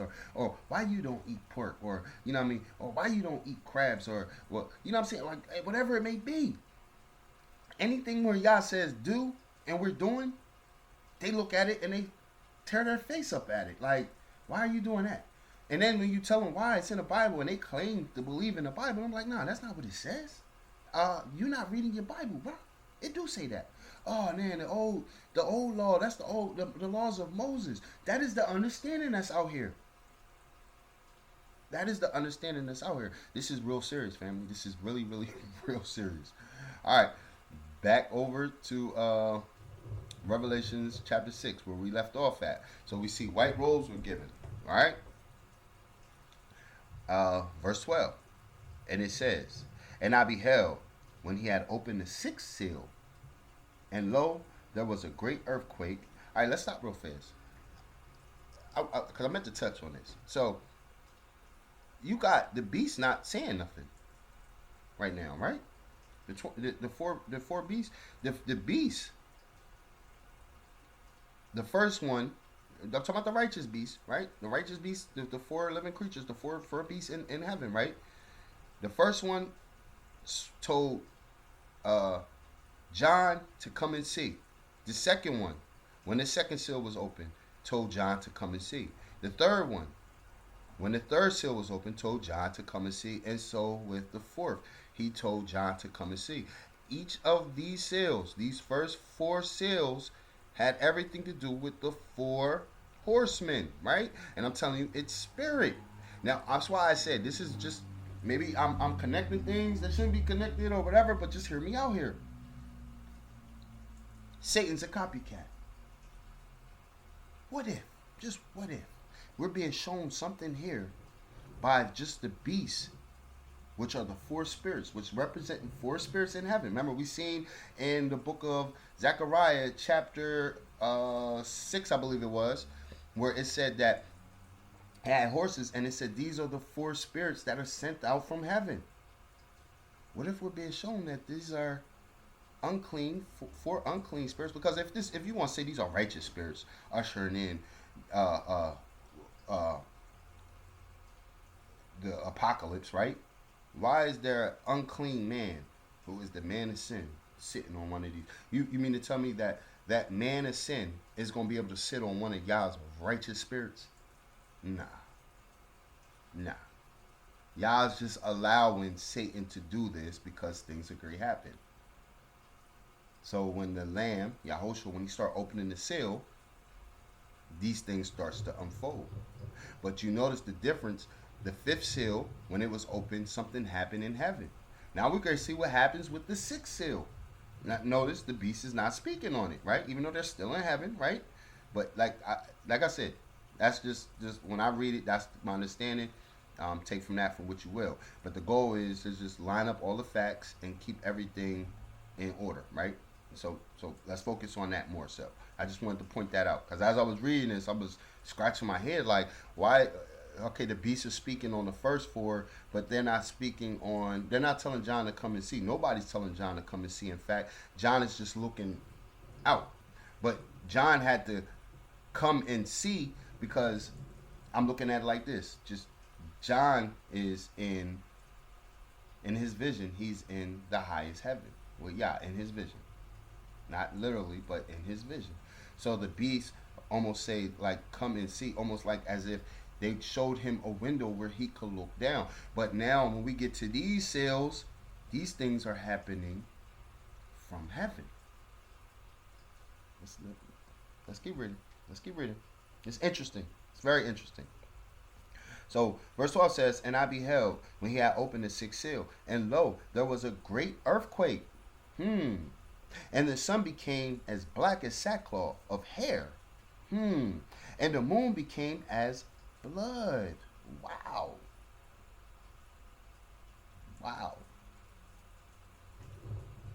That is interesting. Can you imagine a time like that? So you got all this stuff going on in the world. Animals attacking and stuff like that. And hunger, war, famine, right? And then now, things are happening in the sky. Things are happening in the sky. Okay, so let's switch over because I'm gonna show you this. This is all being mentioned throughout the Bible. Matter of fact, let's just keep reading. We'll go there next. But check this out. So 13 says, and the stars of heaven fell unto the earth. The stars fell to the earth, family? Isn't stars supposed to be like these big little suns far away, right? They're suns far away. That's what they teach us, right? Yeah, they teach us lies. There's no way a star could fall to the earth and not destroy the whole earth, because the understanding they gave us was stars are bigger than the earth. Not according to this. But anyway, let's keep reading. Let's keep reading.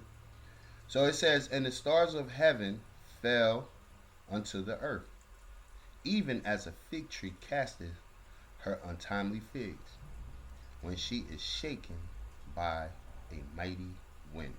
All right. So, will there be a physical star falling to the earth for us to see? Yeah, I believe so. I believe so. But on the spiritual, something else is also taking place. I believe that. So I want to show you something. So we're gonna slide over to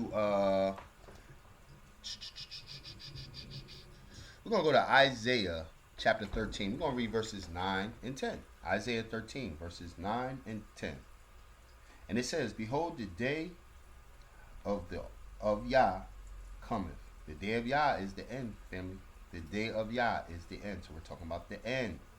It says, cruel both with wrath and fierce anger. Yah is angry and he is full of wrath.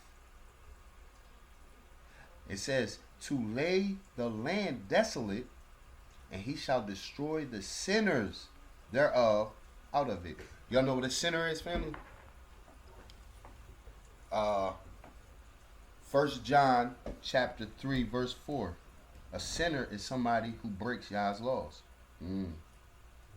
So, these false prophets teaching us to break Yah's laws or to not acknowledge them. Yah is coming for those people. He's coming for those who teach that, and he's coming for those who don't keep those laws. Right? That's what we hear here, right? He's coming after the sinners in the world. Okay, his wrath and his anger is zeroed in on the sinners. I hope I'm waking somebody up. Verse 10. Check this out. It says, for the stars of heaven and the constellation thereof shall not give their light, and the sun shall be darkened in its going forth, and the moon shall not cause her light to shine. We kind of like just read that. We seen that in Revelations. There will not be much light coming from heaven. It's going to be dark. It's going to be a dark time. It's going to be a very, very dark time. Let's go to the book of Joel. We're going to read chapter 2. So we're going to the book of Joel, chapter 2, verse 29 to 31. Joel, chapter 2, verse 29, it reads, and also upon the servants. Do I want to start up a little bit? Yeah, let me start at 28. Check this out. I'll start at 28. It says, and it shall come to pass afterward that I will pour out my spirit upon all flesh, and your sons and your daughters shall prophesy. Your old men shall dream dreams. Your young men shall see visions. It's funny because we have a lot of conversations about dreams and stuff. Dreams are taken to a new level. I encourage family. You have a dream, write it down. Write it down. It could be a warning. It could be a sign of things. It could be something telling you what direction to move in or whatever it may be. The Father is saying right here that He's going to pour out His Spirit on all flesh. All flesh. Not just Israel and not just man. On all flesh. Right? Okay. And it says, and I will show wonders in the heavens and in the earth. Blood and fire and pillars of smoke. Wow. The sun shall be turned into darkness. When have you ever seen the sun turned into darkness? And the moon into blood. Now we heard of like blood moons and stuff like that. I think this type of blood moon is going to be different than any type of blood moon we've seen before. Right? Before the great and terrible day of Yah comes. Wow. Now let's scroll over back to, you know what? All right. So and another thing we've seen about the stars. I'm going to show y'all something about these stars, right? I'm going to show you something. He said the stars came down to the earth, and I believe that it's a duality. It's got something happening on the physical, you have something happening on the spiritual as well. So I'm gonna go. I'm gonna show you something. I'm gonna show you something. Let's go to. Hmm.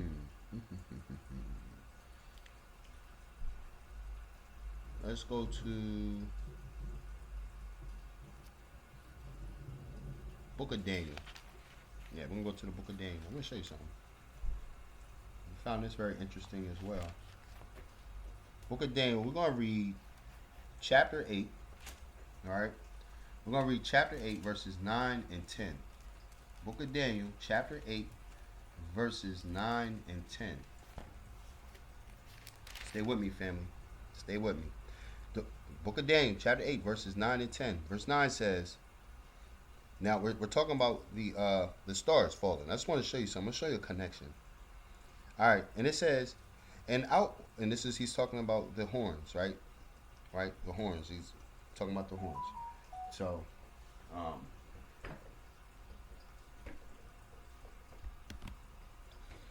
right. So the horn, man of sin, is considered the little horn as well. But there's many. There was a precursor. You also have the Antiochus Epiphany. We'll talk about him when we do the man of sin lesson. But he was a precursor to the man of sin. He had a lot. Nimrod was considered on that level as well.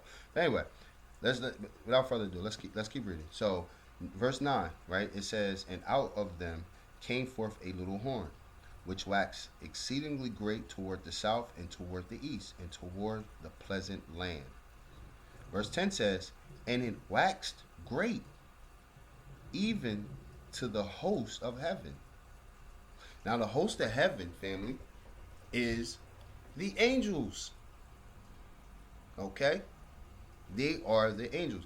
Angels are also, stars are symbolic for angels. Like when they say, like, we'll get into that. But we're talking about the host of heaven, we're talking about angels, right? And it cast down some of the hosts. It cast down some of the hosts? Are we reading this? So this little horn, this person, right, cast down some of the angels and of the stars to the ground and stamped upon them. So this horn, something inside this little horn has cast down angels and stars. Remember, it's you might see on the physical what they'll say is a shooting star or a comet coming to the earth or whatever, right? On the spiritual, there's angels falling. Okay, I'm going to show you something. Let's go to Revelations, back to Revelations, and we're going to get to this chapter 12. I just want to show you something, though. Revelations chapter 12, because how can the horn cast down the heavenly host? How's that possible, right? So, Revelations, we're going to read chapter 12, verse 4. And this is talking about Satan. And I don't want to read the whole chapter because we're going to get to this. But it says, and this is speaking of, I'll start at verse 3. And it said, and appeared another wonder in heaven. And behold, a great red dragon. This is Satan. Having 7 heads and 10 horns. And 7 crowns upon his head. All right.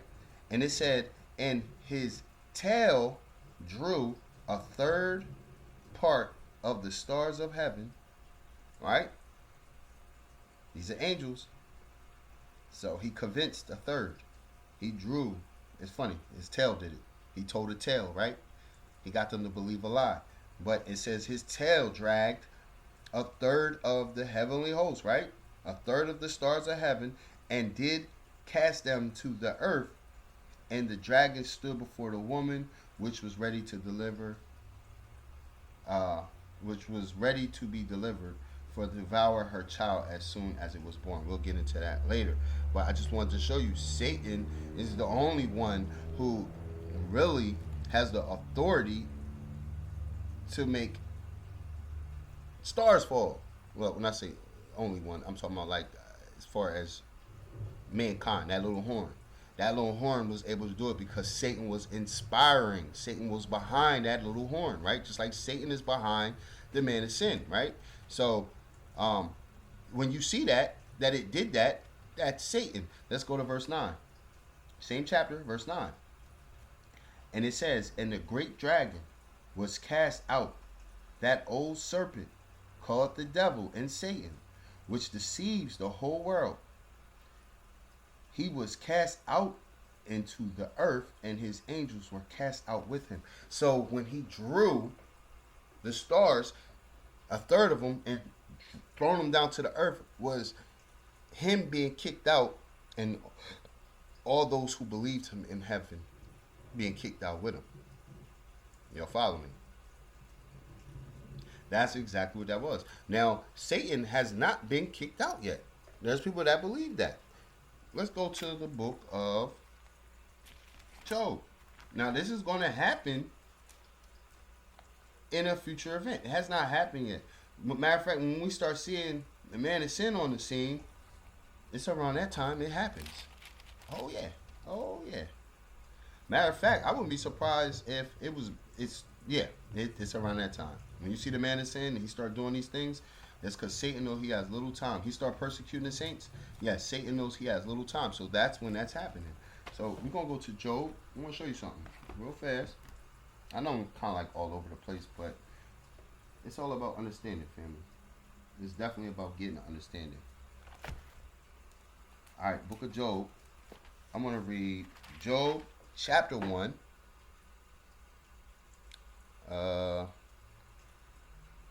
Verse 6.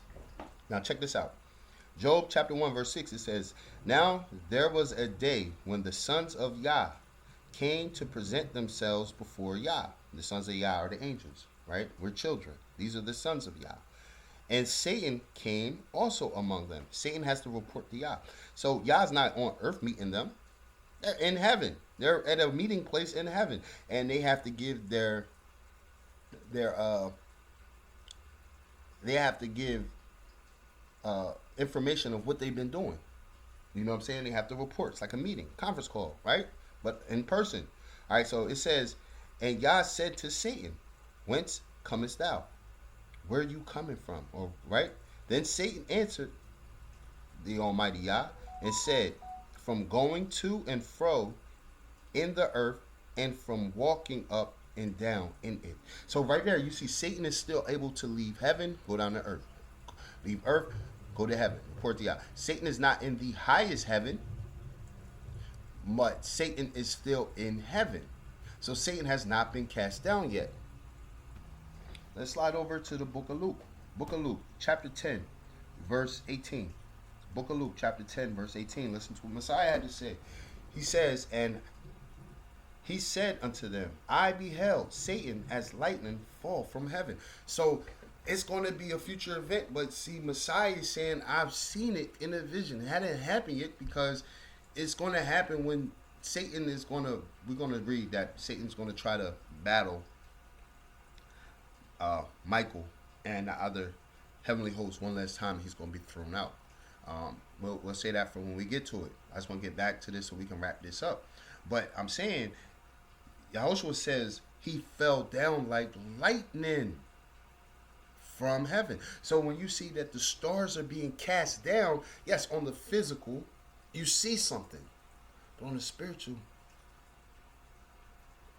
just imagine. It's fallen angels coming. Man, it's heavy. It's heavy. It's heavy. All right, let's get back into this. Wrap this up. Let's try to wrap it up. Revelations. Back to Revelations. Chapter 6. I'm sorry for it being a long lesson, family. Maybe I'll break it up into 2 parts. Maybe I'll keep it whole and you could just go. I'll figure it out. But Revelations chapter 6, verse we just read 13. I'll read that again just so we still in context. It says, and the stars of heaven fell unto the earth, even as a fig tree casts her untimely figs when she is shaken of a mighty wind. Verse 14. And the heaven departed as a scroll when it is rolled together, and every mountain and island were moved out of her place. Come on now. Come on now. Heaven departed as a scroll. You know what a scroll is? It's papers that you roll up, right? So the heaven opened up. See, a lot of people, they've been lying to us for so long. There's a firmament up there. You see what I'm saying? So when it says the heaven departed, the firmament was opened. Yes, it's time for God to open everything up and put his hands in it and start messing and wreaking havoc. Yep. Yah is angry. So the heavens departed as a scroll. Right? Got a couple more chapters and then we're going to finish Revelations out. I'm going to show you something. We're going to slide over to Isaiah chapter 34. I'm going to read verses 1 through 4. Isaiah 34, 1 through 4. Isaiah 34, 1 through 4 says, Come near, ye nations, to hear and hearken, ye people. Let the earth hear, and let all that is therein in the world, and all the things that come forth of it. For the indignation of Yah is upon all nations, and his fury is upon all their armies, and they he hath utterly destroyed them. He hath delivered them to the slaughter. Their slain also shall be cast out, with their stink shall come up out of their carcass, and the mountains shall be melted with their blood. Wow, that's powerful. Verse 4. And all the host of heaven shall be dissolved, and the heavens shall be rolled together as a scroll, and all their hosts shall fall down as the leaf falleth off the vine, and as the falling fig from the fig tree. It's the stars coming down, family. The windows of the heavens have been opened so the stars can come down. Powerful. Very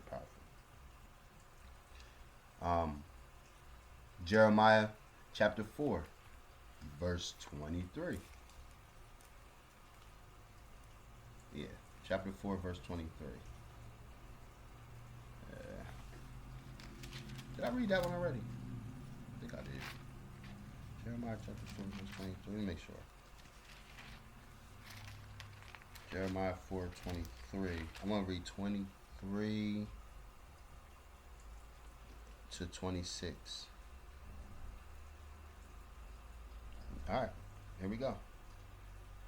I beheld the earth, and lo, it was without form and void, and the heavens, and they had no light. And I beheld the mountains, and lo, they trembled, and the hills moved lightly.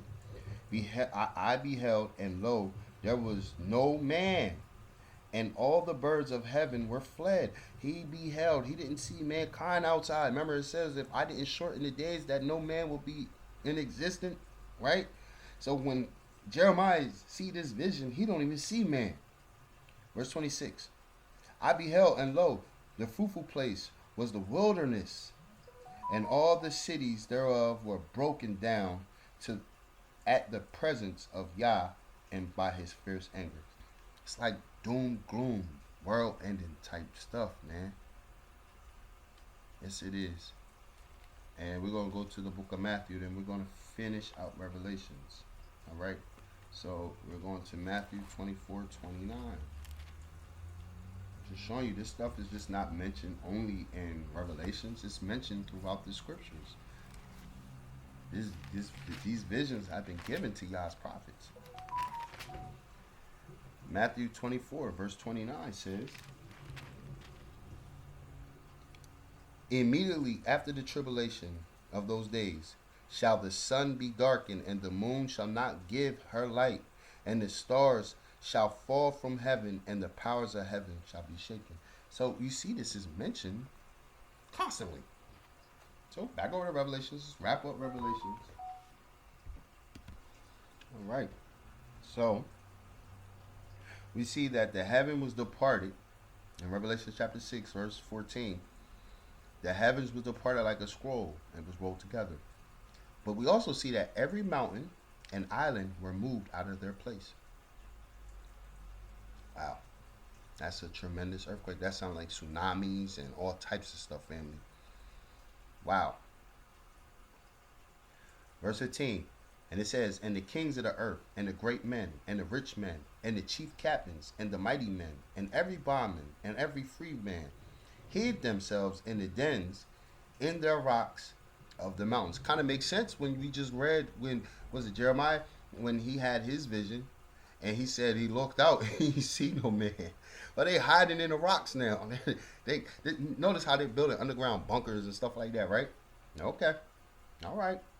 All adding up, ain't it? Verse 16. And said to the mountains. So this is what they said to the mountains. Fall on us and hide us from the face of him that sits on the throne and from the wrath of the Lamb. For the great day of his wrath is come, and who shall be able to stand? Wow, family. So that is the end of Revelations chapter 6. Yeah, I was kind of like all over the place, but I was trying to give that understanding. It's not even a big it's not even a big chapter, so it kind of made sense to go into other areas, but it's just to give an understanding. So I pray this was a blessing for y'all. I just want to also, real fast, I should have did this in the beginning, but I said I wanted to do this at the beginning of every reading of Revelations. So I'm going to do it here at the end, just as a reminder, just to tell y'all. Just one verse, family. One verse. Revelation chapter 1, verse 3 says, blessed is he that reads, and they that hear the word of this prophecy, and keep those things which are written therein, for the time is at hand. So there's blessings being issued out just by reading, hearing, learning, and keeping, because now you are being aware of what's going to take place. So I'm going to leave you all in peace as I came to you all in peace. I pray it was a blessing for y'all. Shalom. God bless.